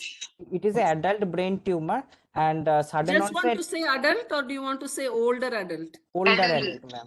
Older patient, isn't it? Older 60 years. patient, The others were all younger, isn't it?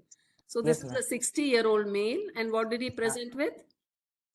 And sudden onset headache and vomiting. That means there is increased intracranial pressure and it is subacute onset 7 days. And left-sided hemiparesis indicate it has a compressive feature. Very good. Compressing with the motor. Okay, so it is a tumor with a acute presentation in an older individual. So let us look. Kajari must come in now. Yes, ma'am. Can I get that annotation? Yeah. So what we are seeing here, we are seeing only 2 images. The significance of these two images I'll tell you. So when we are looking at this particular area, this one is the post contrast T1 weighted image. This is the left side, this is the right side. What we are seeing here is this, we should look at this. This is basically your central sulcus. So posterior to it will be a sensory and anterior to the motor cortex. So what we're seeing is this is a peri-Rolandic lesion. What do you call it? This is the area which would be, if a lesion is present in this particular area, that will lead to your weakness. So what we are seeing is the patient is having weakness on the left side. So it is corresponding with the side of the lesion and the site of the lesion. Again, as compared to the previous lesions where the cortex was predominantly involved, we are seeing that the white matter is the area which is predominantly involved. So it's a predominantly white matter lesion.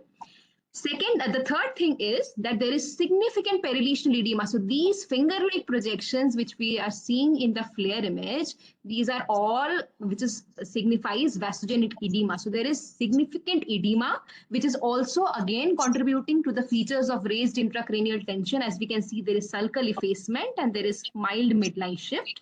So these will lead to raised intracranial pressure. And finally, if we look at the enhancement of this, it's a very heterogeneously enhancing lesion with a large area of central necrosis.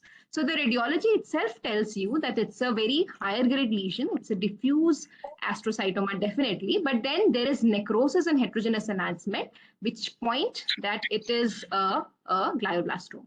Isn't it? So diagnosis already very simple now. Sauvik, your job is made very easy, isn't it? So yes, okay, ma'am. let me. Oh, okay.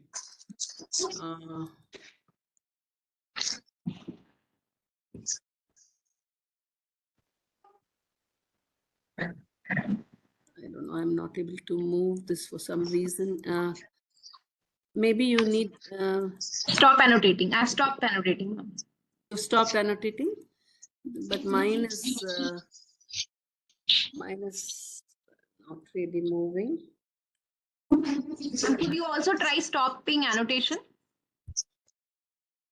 No, my right click is not working at all. I'm going to unshare and share again, okay? I'm going to share again. Maybe. Okay. Sauvik? Yes, ma'am.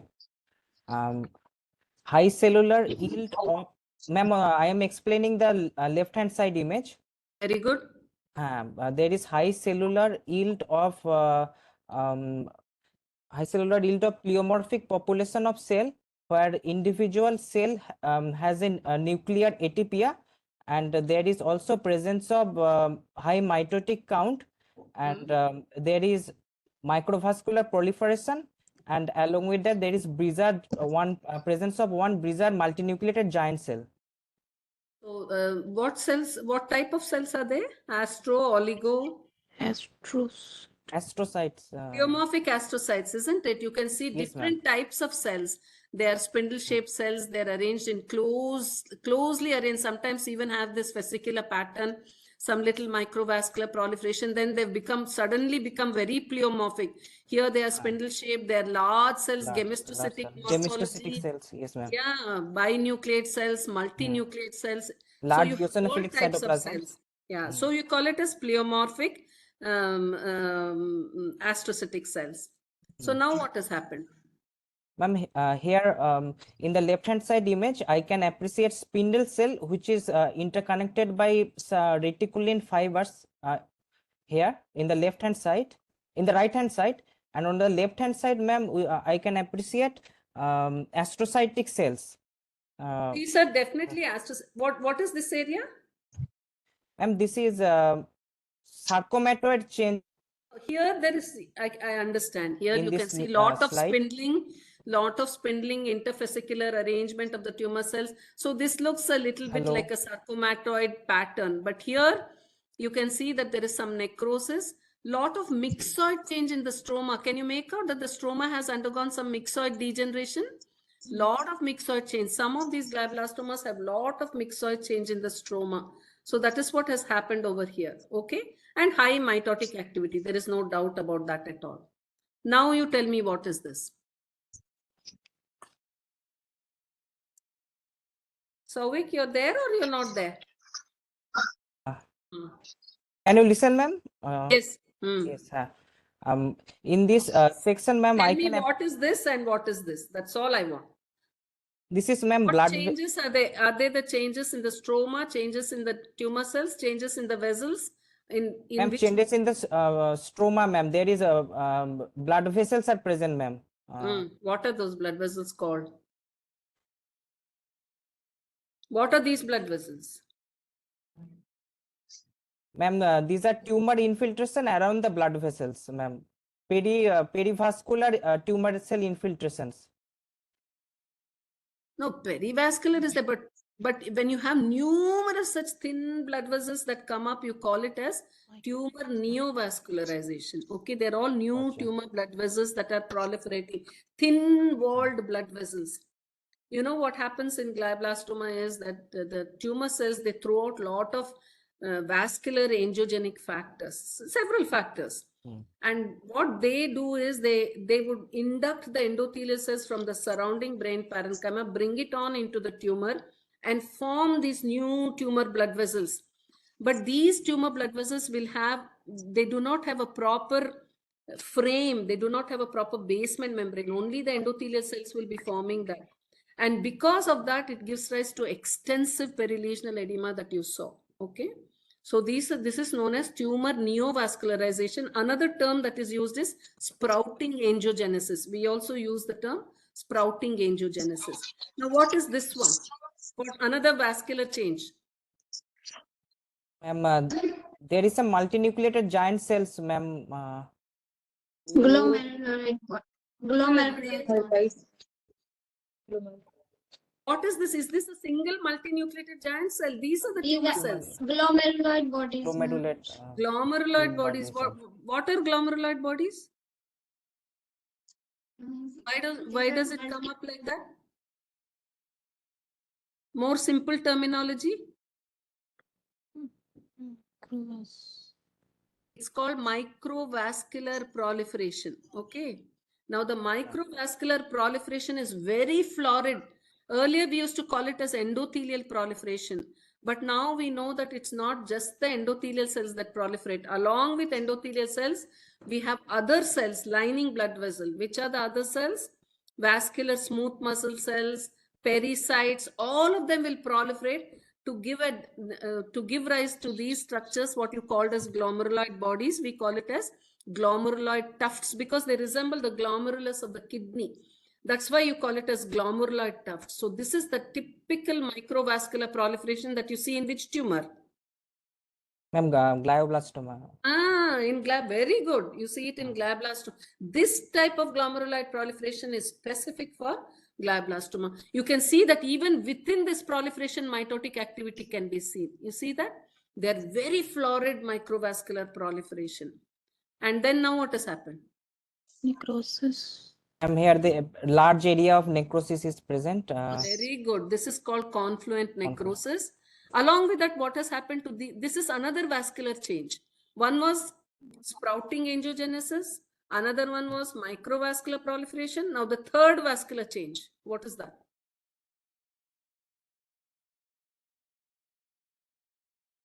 These are very thick sclerosed and thrombosed blood vessels. This is thrombosed and recanalized. You see that? There is recanalization happening. So actually, even the clinician will tell us while operating that there were huge thrombosed veins on the surface of the tumor. He himself will tell us that.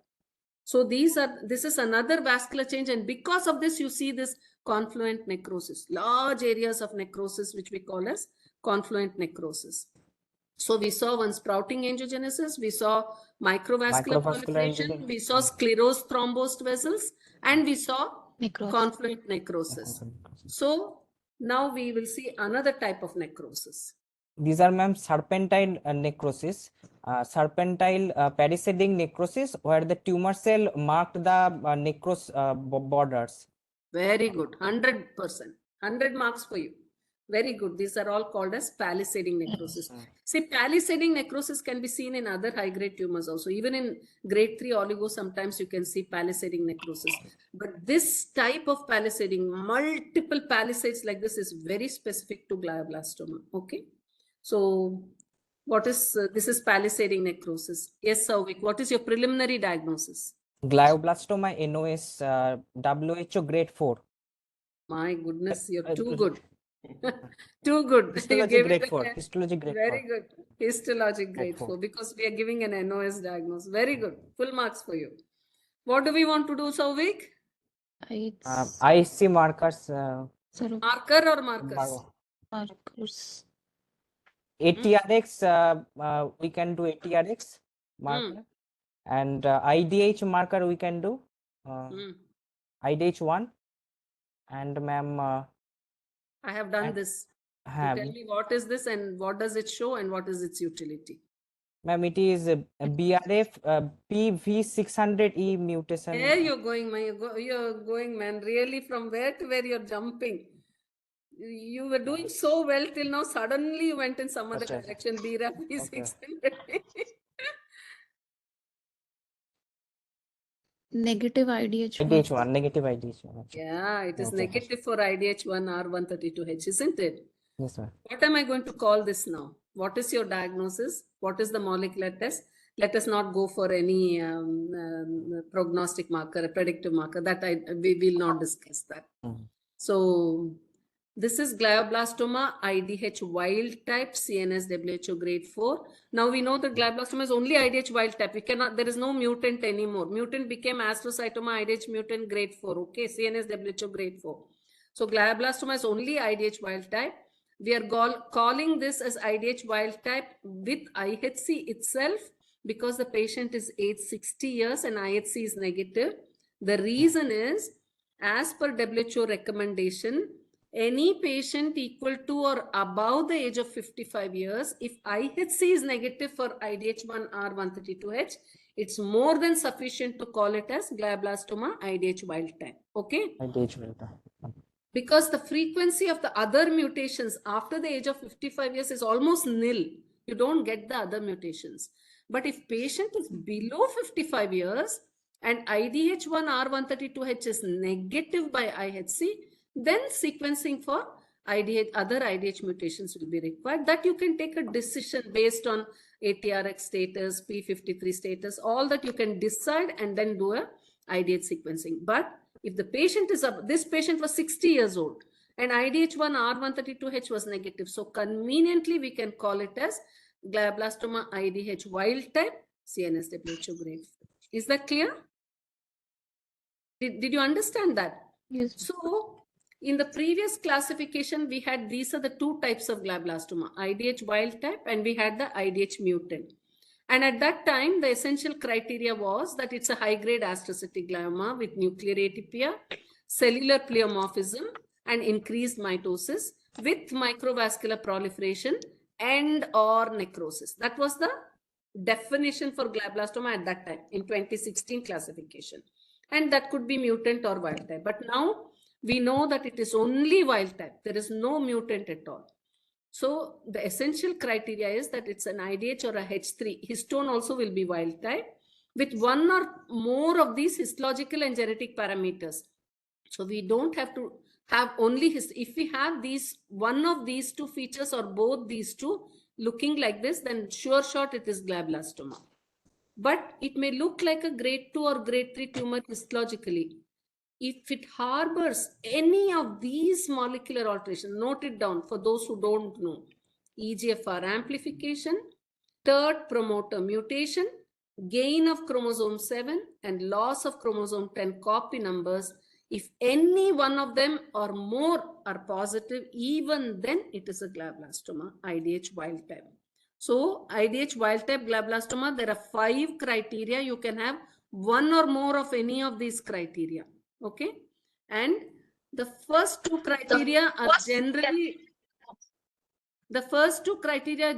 referred to as histological glioblastoma, and the latter two are referred to as molecular glioblastoma. But both are glioblastoma IDH wild type, and they have the same behavior. So just like astrocytoma IDH mutant, where you had the CDKN2AB playing such an important role for grading, here also you have these 3 molecular markers which are very important for grading. Okay, did you understand that? So it is not just histology, but I did not show a case like this, but I'm just telling you that even if it shows grade 2, grade 3 morphology, but it has these features, any one of these features, then you can call it as a glioblastoma IDH wild type. So I won't go into the prognostic marker, but I will just go into the subtypes of glioblastoma. Now, Souvik, you will be very interested. There are 3 subtypes of glioblastoma. Earlier, we used to call it as variants, histological variants, but now they are called as subtypes. One is giant cell glioblastoma, other is gliosarcoma, and epithelioid glioblastoma. They are the subtypes. Giant cell glioblastoma, these are usually more superficially located tumors, and they're little more circumscribed tumors. And histologically, they have these bizarre multinucleated tumor giant cells, monstrocellular, that's what we call it, okay? They're GFAP positive, but they will be diffusely, strongly P53 positive. They're IDH wild type tumors. That is giant cell glioblastoma. Gliosarcoma, this is a biphasic tumor. It has sarcomatous element, it has glial element. Sarcomatous elements will be highlighted by this reticulin stain because sarcoma are mesenchymal elements where the stroma will be mesenchymal, and that is why reticulin will be positive and glial element will be negative for reticulin. Reticulin is a very important stain in CNS tumors. You use it for many, for PXA, for gliosarcomas, for medulloblastomas. It's very, very important stain. Simple stain, but it helps a lot. Then we use diagnostic markers, GFAP. If you use GFAP, it is positive in the glial elements, but not the sarcomatous elements. Then you use a mesenchymal marker that is vimentin. But mind you that vimentin is also a marker for astrocytes. It's not just for the mesenchymal cells. So vimentin will be positive for both of them. And there will be evidence of malignant features both in the glial as well as in the mesenchymal elements. So that is a gliosarcoma. And the third one is epithelioid glioblastoma. This occurs in younger individuals, older children or young adults. Very aggressive tumor. It has these cells which have this epithelioid or rhabdoid morphology. Very, round to polyhedral cells, abundant eosinophilic glassy cytoplasm, binucleate or uninucleate, nucleus pushed to periphery, high mitosis, an angiocentric pattern of arrangement. All these are very typical. Microvascular proliferation and or necrosis will be there. And these are the tumors, they're IDH wild type. These are the tumors that, not all, about 50% of them will harbor this BRAF V600E mutation. Okay, you were saying no, BRAF V600E? This is one of the tumors that harbors the BRAF V600E mutation, and they're variably GFAP positive. So did you understand that? Very good. You've done very well, Souvik. I'm very happy that you were able to explain. But I just want you to remember that glioblastoma. See, glioblastoma earlier used to be called as glioblastoma multiforme. That multiforme word has been removed, but it's a very good word, multiforme. It's such a variegated tumor, clinically, radiologically, histologically. You'll see so much of variegation. You will see that the cells will be spindle shaped, pleomorphic, giant cells, all types sarcomatous, primitive neuroectodermal, all types of cells will be there in glioblastoma. But they've removed the term multiforme, but they are IDH wild type tumors. So this table is only to revise what we have learned. So among adult type diffuse gliomas, there are 3 tumor types. The first one is astrocytoma IDH mutant. These are graded as CNS WHO grade 2, 3, and 4.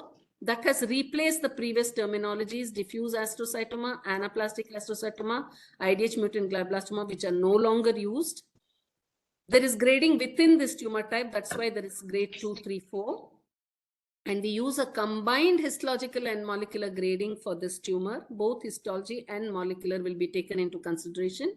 And astrocytoma IDH wild type is eliminated. Oligodendroglioma IDH mutant 1p19q co-deleted. These are the mandatory molecular markers to make the diagnosis. It's graded as 2 and 3. The current diagnostic and grading criteria, it remains unchanged. It is the same as in the WHO 2016 classification. For grade 3 tumors, we don't use the term anaplastic oligo. We just say that it's grade 3. And the term oligoastrocytoma is deleted. You can use it as an NOS terminology. And glioblastoma is only IDH wild type. It is CNS WHO grade 4. Note that all of them are in Arabic numerals. And the term glioblastoma IDH mutant is eliminated. And a combined histological and molecular grading is also introduced to glioblastoma IDH wild type. Apart from histology, you take these three molecular markers, EGFR amplification, third promoter mutation, gain of chromosome 7, and loss of chromosome 10 copy number changes into consideration for grading glioblastoma IDH wild type. Is that clear? Any questions? Yes, ma'am. Any questions on glioblastoma? Did you understand glioblastoma? Histological glioblastoma? Yes, ma'am. And molecular glioblastoma. Okay. So it's almost 9:10. Sumit, can I show another case or shall we stop? Of course, you can. Please go ahead.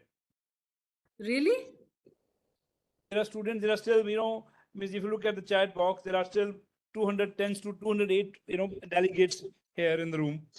So they will kill me before they do anything else if I tell you to stop. So whom will I think you can quickly, maybe you can do, come in. maybe you can do these two cases a little more quickly. That's all I'll request. That's all. Okay, so maybe I'll only describe these cases. We have the next case is a 25-year-old male with complaints of seizures for 3 years. That is long duration. Weakness of the right upper and lower limb. This is also of long duration.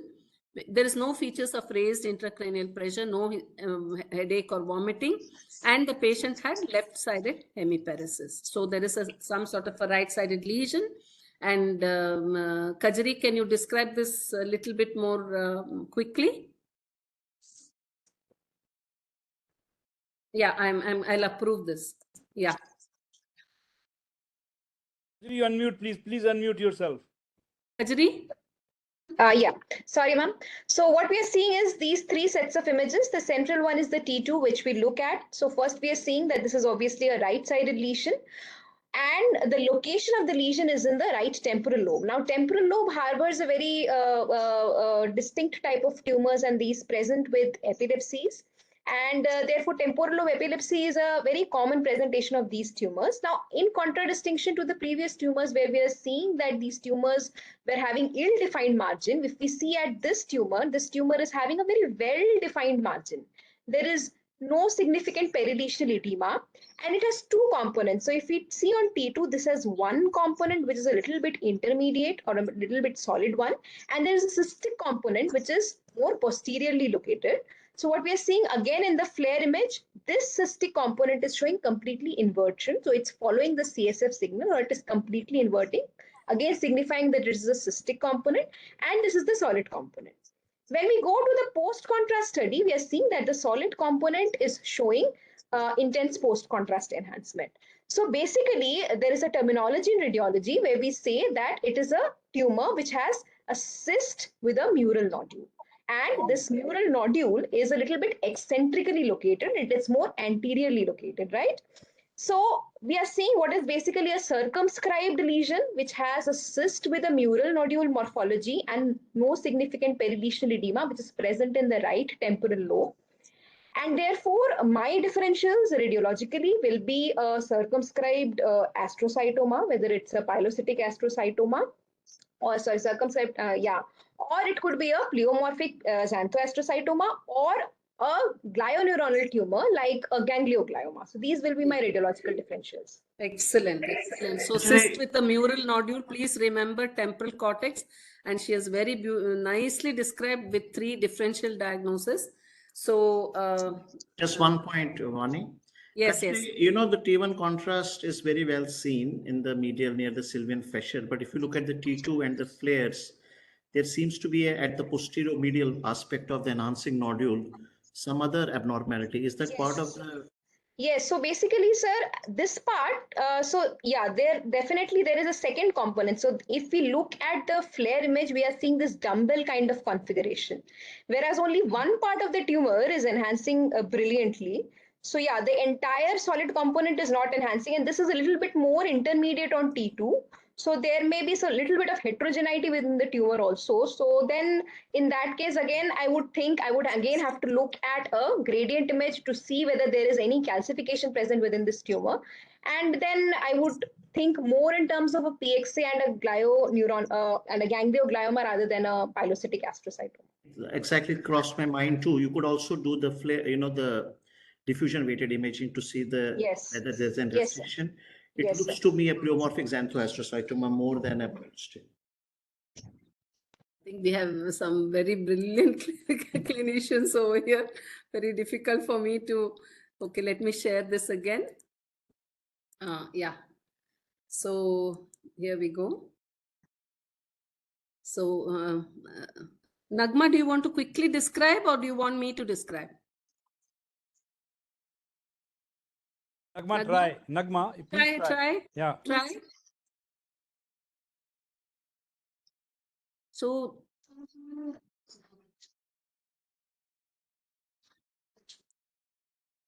you can see a tumor. See, this has come right up to the surface. Actually, this is the leptomeninges. This is the leptomeninges. A tumor has come up. It is very superficially placed. Whatever was removed was superficially placed. And let me tell you that it was quite firm in consistency. And here, what can you make out?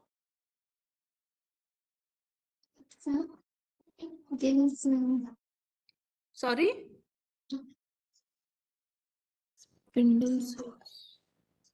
Okay, don't bother about it. I will describe because we're running short of time. You remember Dr. Kajari said that she felt it was more a circumscribed tumor than a diffuse tumor. Here, what you can see is a nice pushing margin. This is the tumor and this is the brain parenchyma. There is some calcification. There is a pushing margin over here. See, in the brain, no brain tumor is encapsulated, okay, within the parenchyma. When we say a circumscribed tumor, what we mean is histologically, it will have some sort of a pushing margin. And the tumor was very firm because you can see that this is a reticulin stain. Again, a very useful stain. And the tumor shows dense reticulin fibers in the background. And you can see now so beautifully it is circumscribed.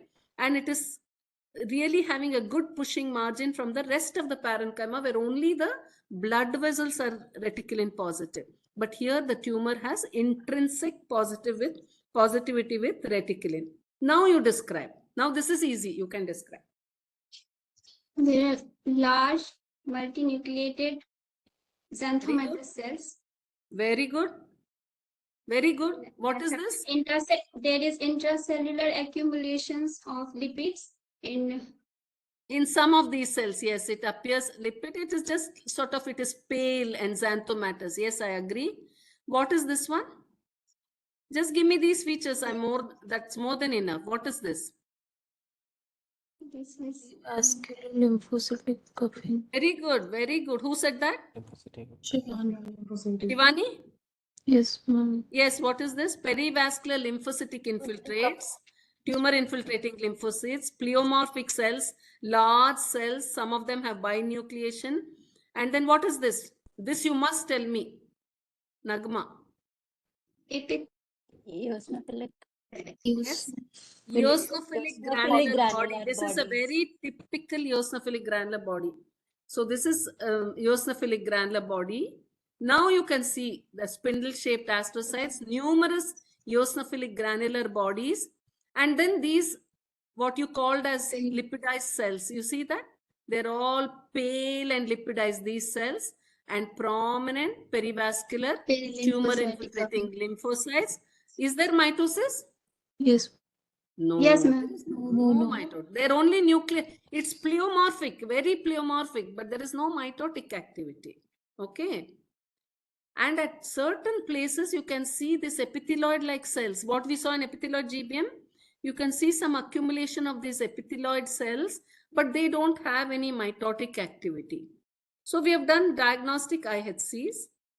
GFAP is positive or negative? It's positive. Positive.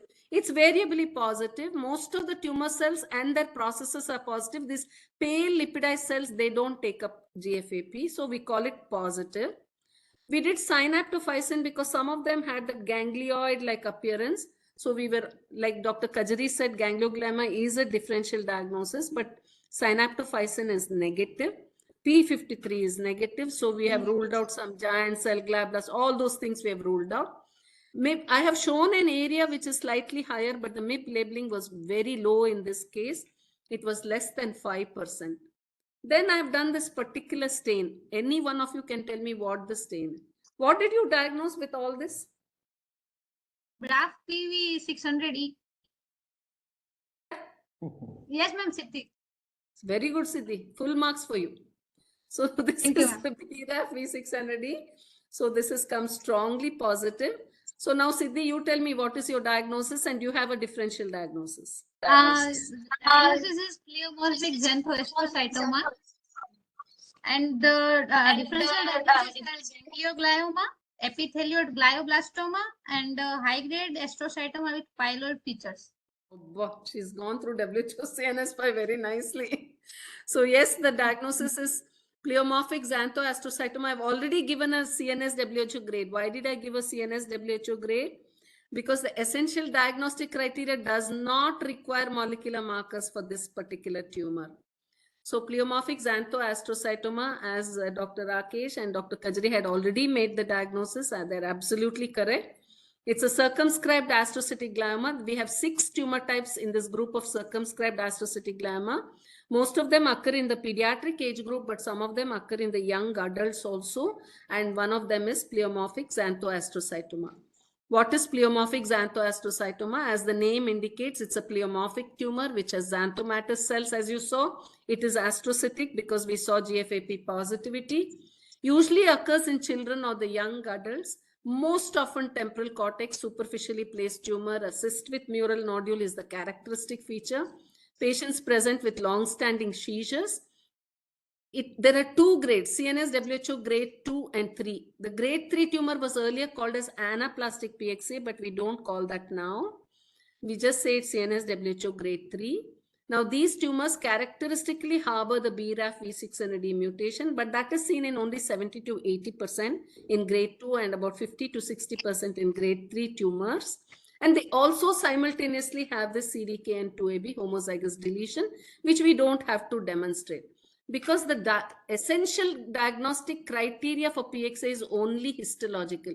It's an astrocytoma with pleomorphic tumor cells, including large multinucleated cells, spindle-shaped cells, xanthomatous cells, and eosinophilic granular bodies. And all others, including reticulin, BRAF, CDKN2AB, DNA methylation profile, everything is a desirable criteria. And a grade 3 tumor has high mitosis. Usually it will have more than 5 mitosis in 10 hyperphases with or without necrosis. So that will be a grade 3 tumor. And as you rightly said, if you look at the differential diagnosis, the first differential diagnosis is ganglioglioma, which is a grade 1 tumor. Most features of PXA will be like ganglioglioma only. But what we see in ganglioglioma, that is, we'll see tumor infiltrating lymphocytes, we see pleomorphic cells, we can see eosinophilic granular bodies. But in ganglioglioma, you have this clustering of ganglion, neoplastic ganglion cells, which is not there in PXA. And that clustering of neoplastic ganglion cells can be highlighted by using stains such as chromogranin or synaptophysin. So you may have an occasional cell that is synaptophysin positive in PXA, but this clustering is very, very typical of gangliogliomas. CD34 is positive in both the tumors. But in PXA, it's usually the tumor cells that are positive. And in ganglioglioma, it is the adjacent ramified neuritic processes that are positive. So these are some soft histological IHC signs that you have to take into consideration. Now you may ask me the question, why should I differentiate ganglioglioma from PXA? PXA is a grade 2 or a grade 3 tumor, and ganglioglioma is very benign. It's a grade 1 tumor. Epithelioid GBM is a close differential diagnosis for grade 3 tumors, particularly when they have those epithelioid cells. They're known as epithelioid PXAs. You can have those epithelioid cells even in PXA. It becomes very difficult to differentiate because all markers will be the same. Even BRAF V600E positivity is seen in both. The only few points that we take into consideration is that in epithelioid GBM, there'll be areas of necrosis, microvascular proliferation, which may or may not be there in grade 3 PXA.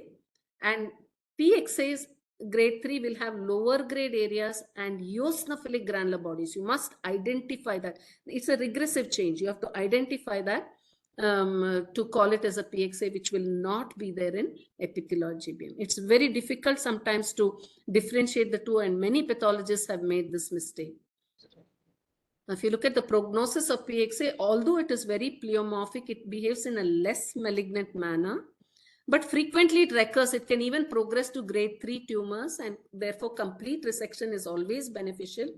And adjuvant therapy is indicated, including targeted therapy with BRAF inhibitors, particularly in partially resected and in grade 3 cases. Okay, that's about pleomorphic xanthoastrocytoma, which is a circumscribed astrocytic glioma. Did you understand that? Any questions? Rakesh, any comments? I mean, just a couple of comments. Beautifully shown case. PXA, I just want to highlight over a period of time, we used to lump them in these low-grade tumors, you know, the PXAs, DNETs, pilostics, maybe 20, 25 years ago when we were students. But obviously we realized PXA is not a simple tumor, so you have to keep a very close watch, even in grade 2 tumors. And grade 3 tumors obviously are much more aggressive. They're not as bad as GBM, of course, but you know, the long-term survival is only 35 to 40%. Grade 2, of course, have 80 to 90% survival if you do it well. One of the points to differentiate grade 3 PXA and epithelioid GBM on MRI is also if they have bleeding. Many a times epithelioid GBMs, they present with bleed, and it's the cortical location. And many a times in our clinic, we look at the MR and we think whether it could be an epithelioid GBM. And they need not have the cystic and only the nodule. They can be solid also epithelioid GBM as compared to PXAs. And finally, epithelioid GBM, they have two variants. One is very early aggressive behavior with extensive leptomeningeal metastasis. But some of the epithelioid GBMs, in fact, we have analyzed the data and we are submitting for manuscript for the publication, that some of them do very, very well. I have long-term epithelioid GBMs for 5-7 years, and we have gone back whether they could be PXA, whether they had V600E mutation. And you have to see the reticulin is a very important stain, what you rightly said. I always ask for reticulin because that can differentiate a lot of tumors. And if you have a bleed on them, they tend to be epithelioid GBM, and we use radiation, sometimes targeted therapies for many patients, what is called MEK inhibitors, a dual combination of MEK inhibitor as well as the BRAF inhibitor, and they do very well. Finally, last point, all of them may not show V600E mutation. There can be other variants of also V600. Yeah. Occasionally, if there's a strong clinical suspicion, we recently had one patient, strong suspicion, twice surgery done from Calcutta. Eventually, it was V600R when we did run NGS. So you have to have that clinical and pathological threshold to subject to the subsequent therapies. So a couple of, I thought these comments might help. Very, very useful. It's really a few points that take home message, I think, is really good, particularly on MRI, how to differentiate, because many pathologists have this problem between epithelioid GBM, and I keep getting referrals that please tell us whether this is a grade 3 PXA or whether this is epithelioid GBM. So there is a lot of problem with that. Thank you so much for that. I'll just show you one last case. We'll go very fast on this case. And Vani, just to interrupt you, there are still 198 delegates, and I would like to tell them after this last case of Vani, Kajari will do 5 minutes quick 6-7 scans. So please don't go away and listen to Kajari, Dr. Kajari for the Sure. I know that this guy, Jalali must be hungry. You know, Jalali dinner can wait. No, the presentation is very delicious, so we are enjoying. It's a feast. So I'll ask maybe Akshpita, can you come back to this case? This is a 21-year-old lady who came to our epilepsy clinic. Actually, she complained of she had complex partial seizures for about 10 years. She was on anti-epileptics. She did not have any relief from her seizures, but she did not have any raised intracranial pressure. There were no neurological deficits, and she was diagnosed as drug-resistant epilepsy. So she has come to our clinic, to our epilepsy clinic for evaluation. And these are her scans. Kajari, if you can just quickly describe this. I'll approve your annotation. Yeah. So what we are seeing is these 4 sets of images. Again, we look at the T2. What we are seeing is basically this lesion. If we see and compare it with the other lesions, again, this is a very well circumscribed lesion. It is located in the cortex and basically it is located in the temporal lobe. So it's a temporal lobe cortex lesion and there is no perilesional edema. So it's a very homogeneous lesion. It's a very bright lesion on T2 weighted image. And one very important feature is, if you can see this is a scalloping of the overlying cortical bone, which signifies that it's a long-standing lesion. So that's a benign long-standing lesion which is present in the temporal lobe cortex. So if we look at the T1, it's hypointense on T1. Obviously, we have to look at the contrast, and I'm not expecting much of a contrast enhancement in this case. There is no diffusion restriction. There is no blooming or no calcification in this. So a cortex-based this finger-like lesion, which is having scalloping of the overlying bone, I would put my diagnosis as a DNET in this particular case, the right temporal lobe. Rakesh? Yes, I agree with Any it. comments? No, it's fine. I think it is DTET because of the scalloping. And mind you, she present at the age of 11. She's 21 now. 10 years ago history. And if you have to stretch your imagination, sometimes hamartomas you have to always think of occasionally, although there have to be other sequela. And oligos sometimes pathologically can be confused with the DNET, and the age is important. One final comment, Kajari will bear with me as a clinician. Sometimes they may ask the pathologist, no, but I saw the edema. Sometimes these patients present with a seizure and immediately an MRI is done, and you have a typical periictal edema. Yes. But it is a long-standing process. They may not carry the old scans with them, or they may not tell you the history because they're in a post-ictal confusional state. And sometimes it looks like a high grade actually because of the so much edema, which is post-ictal. And they will say, no, it is high grade, you tell me. And the pathologist, of course, say it is DNET or a low grade. It's a small, subtle clinical point. Yes, and I would also like to that if the patient is presenting just after an ictus and there is edema, we can also expect in a diffusion weighted imaging to see those post-ictal changes, which we'll see as diffusion restriction along that particular cortex. So that could also be an indicating finding. Okay, thank you. Thank you so much. And again, it's quite a simple case but a very nice case. You can have a look at the histology, which is very interesting. So this patient came as a part of our, epilepsy clinic program, and the lesion was resected en bloc. Usually we don't get samples like this. It will be very fragmented for the pathologist, but here you can beautifully see it's an en bloc resection of the tissue. And what you can see here, this is the gray matter, and what you can see here is the white matter. And in the gray matter, I hope you can see all these multiple pale nodules, cortical nodules. They're in the gray matter. White matter is unaffected. It is spared. See, most of the diffuse gliomas, they arise in the white matter and then they spread to the gray matter. But here you can see that it is cortically based. It is in the gray matter and the white matter is spared. And this is one large pale nodule in the cortex. And this is the adjacent gray matter. This was the portion of the white matter. And this is that circumscribed nodule, pale nodule in the gray matter. And higher magnification shows you 3 important things. You can see these spaces. Can anybody, Akshpita, can you tell me what these spaces are? Microcystic spaces. Yes. And what are they lined by? Oligodendrocyte-like cells. And what are these? These are Floating neurons. Floating neurons. So this is the higher magnification. You can see 3 important features. Please observe them in the gray matter. Multiple pale nodules. The nodules are composed of these microcystic spaces lined by small round cells. They're oligodendrocyte-like, but they're not true oligodendrocytic cells. And there are these floating neurons. There is no connection at all. Look at the neurons. They seem to be floating in this, in the microcystic space. And this is the typical glioneuronal element. And these microcystic spaces can have a myxoid-like material. You saw this? It has this myxoid-like material within the microcystic space. We can, sometimes if it is not very clear, you can highlight that by a special stain. I've used one special stain here. Can somebody tell me what special stain I've used for this myxoid matrix?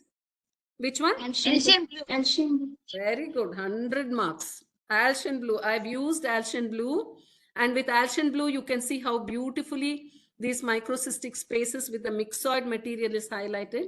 Can you name one more CNS tumor where the stain is very useful? See, Dr. Rakesh said reticulin is very useful. He likes reticulin stain very much for so many tumors. Another stain I like a lot is Alcian blue. It's very good for these tumors. This is a DNET. There is no difficulty in diagnosis. But you can also use it for another tumor. Can you tell me one example where you can use Alcian blue? Myxopapillary ependymoma. Who said that? Yes, ma'am. Siddhi, you're too good. Very good. You use it for myxopapillary ependymoma because not all myxopapillary ependymomas on histology will show that myxoid core in the papillae. You cannot identify in all tumors. When you can identify histologically, it's good. But if you can't identify, please use Alcian blue. Alcian blue helps a lot. I keep telling my residents, please use Alcian blue for these tumors. Okay. So Alcian blue is positive. So how does this GFAP stain this? Are the tumor cells positive or negative? What is staining? Negative. Negative. Our astrocytic cells are positive only. These are the stellate astrocytes. They're the reactive cells. You see this reactive astrocytes? Reactive astrocytes have many processes like this, like a spider. Looks like a spider. So they're known as stellate or reactive astrocytes. Tumor cells are negative. And the processes that were lining these microcystic spaces, these are the floating neurons. The processes are all stained by this neurofilament protein and synaptophysin. That's why it is glioneuronal. There is some glial element, there is some neuronal element. NUN is a neuronal nuclear stain. It is meant for entrapped nuclei, dysmorphic nuclei, but not the neoplastic ganglion cells. You don't use it for ganglioglioma. Here you can see that some of the floating neurons are NUN positive, so you know that they are floating neurons.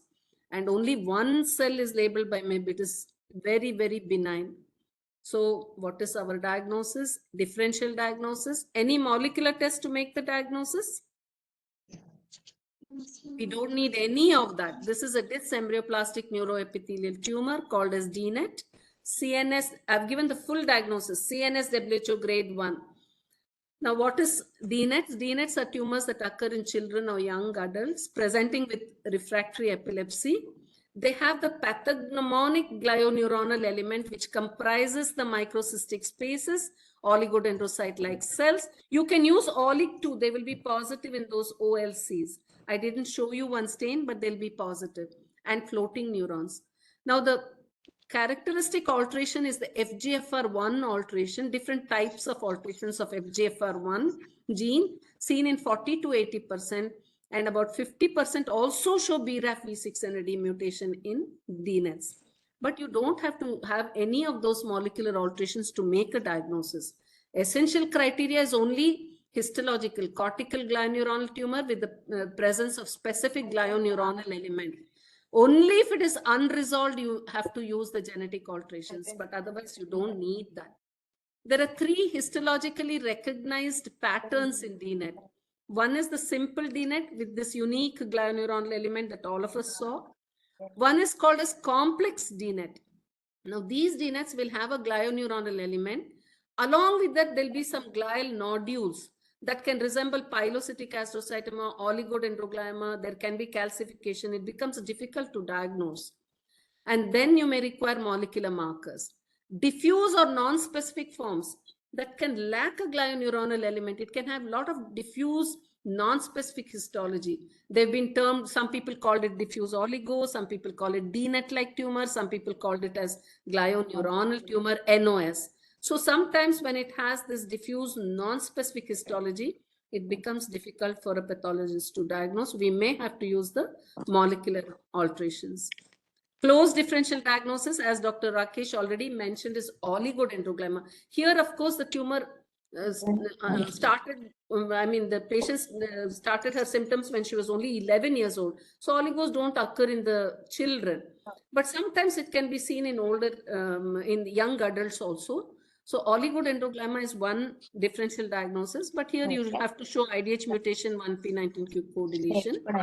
There is a new glioneuronal tumor type described in WHO CNS5 called myxoid glioneuronal tumor, which is like a DNET-like tumor, but occurs in the deeper structures, like in septum pellucidum, corpus callosum, periventricular white matter, and that will have GFAP and SOX10 positivity. And of course, the other tumors like the plenty, MVNT, don't bother about that. They are the differential diagnosis. So DNETs are all very benign tumor. Here, the surgery is basically performed for relief from seizures. It is not for oncological purposes, because malignant transformation actually does not occur in these tumors. There are anecdotal reports where there have been malignant transformation of DNETs. So finally, this is how the glioneuronal tumors are classified in WHO CNS5. I've compared the 2016 with the 2021 classification. What is in red fonts are the histological features, green fonts are the new tumor types, and what has been strike through are what is deleted in WHO CNS5.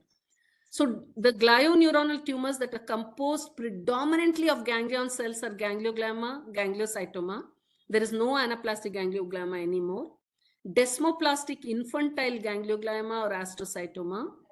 Multinodular and vacuolating neuronal tumor, which is a newly described tumor. And dysplastic cerebellar gangliocytoma known as Lermite-Duclos disease. All of them are characterized mainly by ganglion cells. But there are tumors that are characterized by neurocytic cells, like central neurocytoma, extraventricular neurocytoma, cerebellar liponeurocytoma, papillary and rosette-forming glioneuronal tumor, and this diffuse leptomeningeal glioneuronal tumor with glioneuronal tumor or DLGNT. These are all composed of neurocytes. And there are tumors composed of oligodendrocyte-like cells predominantly, like our tumor, that is DNET, myxoid glioneuronal tumor, and this new tumor type known as DG-ONC, which you don't have to bother. And paraganglioma has been removed from this group of tumors. But what is good for us pathologists is that there are 14 tumor types in this group of glioneuronal tumors. 11 of them can be diagnosed only with histology and with required IHCs, diagnostic IHC markers. You don't require any molecular, you don't need to demonstrate any molecular alterations. Only for 2, that is papillary glioneuronal tumor and DLGNT, you have to show the molecular alteration. And there is one newly described tumor type, which is provisional, that is known as DG-ONC, which is defined by methylation profiling. So don't bother about that. But do remember that 11 of them can be diagnosed only by histology. Okay, and you use the right IHC markers or the special stains. So you're absolutely correct. The diagnosis here is dysembryoplastic neuroepithelial tumor. Rakesh, comments, Rakesh? It was pretty well covered. Surgery is the treatment of choice because not only it cures, but epilepsy, which can be very, very difficult in these children and young adults. And sometimes patients and families are reluctant when they tell them it's a very benign thing. So oncologically, they will not progress, but epilepsy impairs their quality of life and their education. So you have to motivate them to undergo surgery, but otherwise they are eminently curable. I wanted your one comment on this relationship with hematoma, because some people say DNET is not really a tumor, it is basically hematoma, and sometimes it can be confused actually with hematoma. What happened was when it was first described, I don't know if you remember, it was first described in the year 1993 by Catherine Thomas Duport. Unfortunately, we've lost her, but she's from St. Anne Mayo Clinic in Paris, and she was the one who first described DNET. And till that time, till such a time, these tumors were called as hematomas only. And she first said that, no, this is not a hematoma, it is a tumor, and it is a very low grade tumor, and it is a glioneuronal tumor. And subsequently, it was included in the classification. So tumor-like was what was thought of. But as I told you that if the tumor has this complex DNet kind of a pattern, it may have a small glioneuronal component, but the rest of it can be just like a hematoma. You can see glioneuronal nodules, hematomatous nodules inside that. And the other thing is that DNets can coexist with focal cortical dysplasia. So FCD type 3A, 3B will have these tumors associated with the focal cortical dysplasia. And that is also a hematomatous. So it comes under FCD classification also. So that is the importance. And you're right. It was thought of for a long time as hematoma. And even now in FCD, it can coexist with focal cortical dysplasia. I mean, the point of complex DNet also is a little bit of a debatable point. Although it is recognized as an entity, to actually diagnose is not easy. You have to demonstrate a very clear-cut neoplastic glial pathology, which is actually extremely rare. Some people have tried to publish also complex DNet. It's not easy to get published a complex DNet case because you have to convince the reviewer whether there is any complexity involved in it. And if there is, those are the cases sometimes who may recur and progress later on. Okay. In a small, tiny percentage of these cases, because they are not driven by, obviously they have a different kind of a profile and glial. And other tumors, we don't have time. They're all interesting cases. For example, the RGNT, the Lerman-Duclos. Yeah, I will take one session on glioneuronal tumors separately, but you're absolutely right. Thank you so much for that. I think he has really given us some pearls of wisdom, I should say. And I think I'll stop at this and just want to tell the students that very recently we have published this textbook. This is the second edition of Essentials in Diagnostic Surgical Neuropathology, where a lot of tumors and even non-neoplastic lesions are covered, and it is it is very concise, and everything is described point-wise and very easy to understand. So for those who are interested and who want to, quickly go through the tumors, and you don't have enough time for W2CNS5, you can go through this book, which has all the information in a point-wise and a concise manner. So with that, I think I'm going to stop now, and thank you all for your very, very patient hearing. I think Kajari, thank you, Vani, very much. I think Kajari will take 5 minutes. In the meantime, if there are a couple of questions at the end of Kajari's presentation, we can take them. Kajari, over to you. Yes, sir. Thank you so much, ma'am. I hate to go after you because that was such a brilliant session. And I don't know whether I'll be able to do any justice to this after your brilliant session, but still I'll try, ma'am. So, so basically the idea of Can you make it full screen? Yeah. So the idea of this presentation is that I just want the MD pathology residents also to have a little bit of idea of the radiology, because obviously when a patient presents with a symptom of a clinical features which is suspicious of a brain lesion or a tumor, then we always do a MRI brain. So these are the basic sequences which we acquire in all the tumors of brain. And other than that, there are some specialized sequences which we acquire as and when needed. So just to identify, so first, this is an axial plane, this is a sagittal plane, and there is a coronal plane. So there are multiple planes in which these images are acquired. And how do we identify these sequences? So first and the basic sequence is a T2-weighted sequence, T2-weighted image, in which, how do we identify that? This one, this is the gray matter, it appears, the gray matter appears a little bit brighter and the white matter appears a bit darker. So the gray is bright and the gray is white and the white is gray. So basically the opposite of what we see in T1. So T1 is the basic sequence in which the gray is gray and the white is white. Opposite of that is seen in T2. And in T2, we see these ventricles. These have the CSF spaces. So these appear bright. So we see a T2, a T1. We also take something which is called as flare, which is just similar to T2, but the CSF is suppressed. So this appears black. This sequence, that's a gradient on an SWI sequence, is important because it shows calcifications and microbleeds, which help us diagnose various types of. So in terms of gliomas, if you're looking for an oligodendroglioma, or if we're looking at a GBM where we need to see bleed, and an oligodendroglioma where we need to see a calcification, then that can help us. A diffusion image shows, in terms of tumor specifically talking, it can actually show us the cellularity of the tumor. So what we mean by diffusion restriction is that there's the cellularity of the tumor tumor is high. So in that case, this will appear bright in this DWI image, and it should correspondingly appear darker in a ADC image. So these two images go hand in hand. And finally is a post-contrast image, which is on a T1 weighted image, we give a contrast, which is a gadolinium-based contrast agent, and where we can see that whether the tumor is enhancing or not, and that gives a basic idea about the grade of the tumor. So first thing is how to differentiate between a circumscribed and diffuse lesion. So here we can see this is a lesion which is present in the right frontal lobe. The margins of the lesion are not well delineated. So this is a diffuse lesion. Whereas in this case, the margin of the lesion is so nicely appreciated. It's very well circumscribed tumor. So this is how you differentiate between a diffuse and a circumscribed tumor. So whenever we're looking at an image, first we look at what is the location of the tumor. So whether it's a deep or it's superficial tumor, it's located in the cortex or the white matter or a periventricular region. And what is the character of the tumor? So whether it is a circumscribed tumor or it's a diffuse tumor. So in general, the basic character of all the tumors are they're a little bit hyper intense or they're bright on T2 weighted image.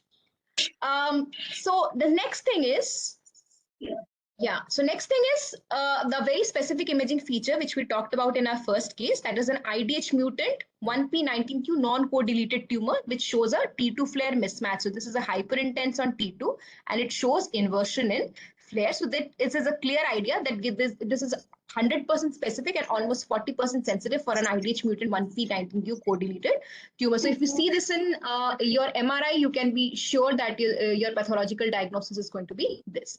So in contradistinction to this one, where we don't see that T2 flare mismatch, so this is not this kind of a tumor. So how do we differentiate a lower grade glioma from a higher grade glioma or an astrocytoma? So in the lower grade tumors are generally homogeneous like this. They are very homogeneous. They're generally hyper intense, so they're bright on T2. They don't show any diffusion restriction, though they are not bright on DWI and they are not dark on ADC. There is no enhancement. Or there is intense post-contrast enhancement or homogeneous enhancement as we see in pilocytic astrocytomas. There are no signs of neoangiogenesis or no microbleeds as we see in the SWI or the gradient weighted images, and there are no necrosis, so therefore there is no enhancement. It's a very homogeneous tumor. And looking at this perfusion imaging also helps us. So basically perfusion tells us that what is the amount of blood flow to that particular part of the tumor. So lower grade tumors, they generally have lower blood flow. There are exceptions to that, but that can tell us that it's a lower grade tumor. So now we come to the features of the higher grade tumor. So as the tumor grows in its grading, so when it is basically a grade 2 tumor, these are the features which I showed in the previous slide. As it becomes a grade 3 and grade 4, these are the basic changes that we see. So it becomes more darker on T2, that is, it shows T2 hypointensity. It shows diffusion restriction, that is bright on DWI and dark on ADC, and it becomes more heterogeneous and with features of neoangiogenesis, which I show. So look at this particular tumor. There we see this is a tumor which is hyperintense on T2, which is present in the left insular cortex, and it is involving the gangliocapsular region also on the left side. So this is an MRI at one point of time, and 3 months after this particular MRI, what we are seeing is that this region, this tumor, which was predominantly homogeneous in the first MRI, has become a little bit more darker. So what we have in mind is as the T2 hypointensity or as the darkening component increases, it becomes a more higher grade tumor. So if you look at the diffusion weighted imaging, we can see that this is becoming bright on diffusion and it is showing darker areas on ADC. So that means this is again becoming more cellular, and it is showing some areas of post-contrast patchy enhancement. So enhancement, patchy post-contrast enhancement, diffusion restriction, and areas of T2 hypointensity, they signify that basically the tumor is growing in its cellularity. So this is basically a grade 3 astrocytoma. And finally, the most heterogeneous of them is this particular tumor. So we see a butterfly kind of lesion, which is present in the corpus callosum genu, which is again very, very heterogeneous on T2 and flare. And there is significant these vasogenic edema or finger-like projections around it. There is significant diffusion restrictions, so bright on diffusion and dark on ADC. And these foci of blooming on SWI, they signify the neoangiogenesis and bleeds which are present within the tumor, which again signify a higher grade And if you look at the enhancement in this particular tumor and compare it with the previous ones, this is intense enhancement, but there are areas of necrosis. So it's a heterogeneous enhancement. It's not homogeneous, or in contradistinction to previous where there was no enhancement, there is intense enhancement, but it is necrosis with central area and central non-enhancing areas.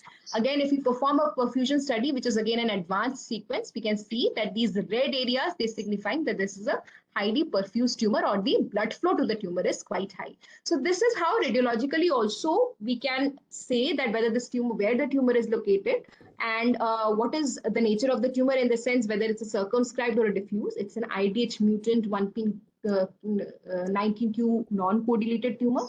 And then what is the grade of the tumor, depending upon how it looks on T2, what is the diffusion signal, are there any bleeds present in the tumor or not, what is the type of enhancement, and what is the diffusion restriction. So I hope that this little bit of explanation helps our residents. Thank you, Kajari. That was very good. Thank you so much. Thank you, Kajari and Dr. Vani and Rakesh. You have any final comment, Rakesh? You would like to say something to students? There are still 123 students here. No, it was a fascinating session. As much as any other student, even I learned a lot. It's always a great pleasure to listen to Vani and Kajari. I'm very impressed with your passion. I think we should collaborate a little bit more. Yes, And, yes, Chair. Absolutely, absolutely. It's a pleasure to meet both of you, all of you, and it was a wonderful learning session for me. This is just brilliant, mind-blowing. I have no other words. Thank you so much for the invitation, and thank you, ma'am, for this wonderful presentation. It's a pleasure to be a part of this session and this panel. Thank you so much. Comments, if I may make, for the benefit of all the budding pathologists, especially neuro. Looks very complex, very rapidly changing. We are just recovering from the one classification, and the other classification comes, and the NGS and molecular is just taking the breath away from you. But it is a most marvelous and fascinating branch, and I hope some of you take it up in a little bit more serious manner.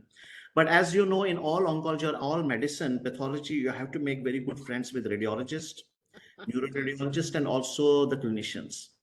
You will not believe, a child comes in our clinic, my resident has to tell what is the diagnosis. Is it looking like an ependymoma, or is it looking like a group 3 medullo or a windpipe type of medullo? So we try to, challenge ourselves, because you can tell sometimes. Even the ependymoma versus medullo, ependymoma versus pilostic low grade will be very good children. The one who is in a very bad shape is definitely a high grade. So these are some of the points which you may help when you are struggling a bit. And you don't, unlike other like breast cancer or a sarcoma, where you have tons of tissue, the margins, there is no margin, you get very small tissue. So you are totally dependent on the clinical profile as well as on the pathology, as well as on the radiology. And joint meetings, every single joint meeting and tumor board, wherever you have a chance, these days now it is online, you should not miss. What you will learn from that and the clinical follow-up is just incredible wealth of knowledge, which hopefully will help you to correct diagnosis. And as I keep on telling Sushma, our pathologists, sometimes patients come to us, cancer patients, sir, hum prarthana karte hain ki kya hoga, shall we pray? I said, pray for the pathology. Because pathologists are gods. They will tell you whether it is benign, malignant, grade 1, grade 2, grade 4, NGS. I cannot do anything as clinician if the pathologist says glioblastoma finished.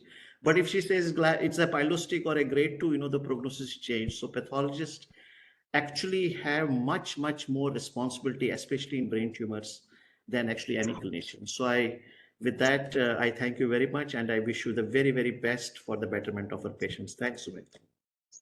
Dr. Vani, you have any final comments for students or for anyone? I think Rakesh has said it all, and I have heard Rakesh for years and years now and learned so much from him.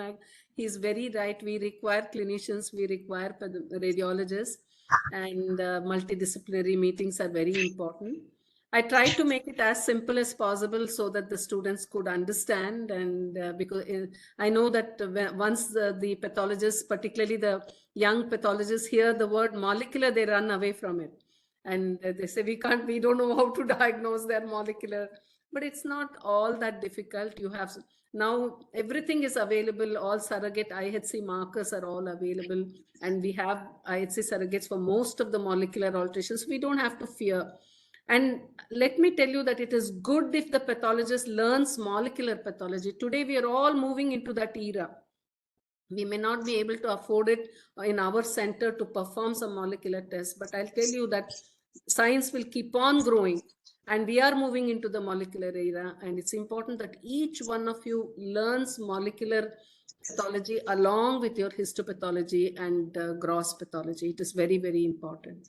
So with that, thank you very much, Sumit, for giving me this opportunity. Thank you, Rakesh. Thank you, Kajari. It was wonderful to see Rakesh after so many, I think almost a year or so. Yeah. And thank you all so much. Even I don't get to see Rakesh. So thanks to you, Vani. He came.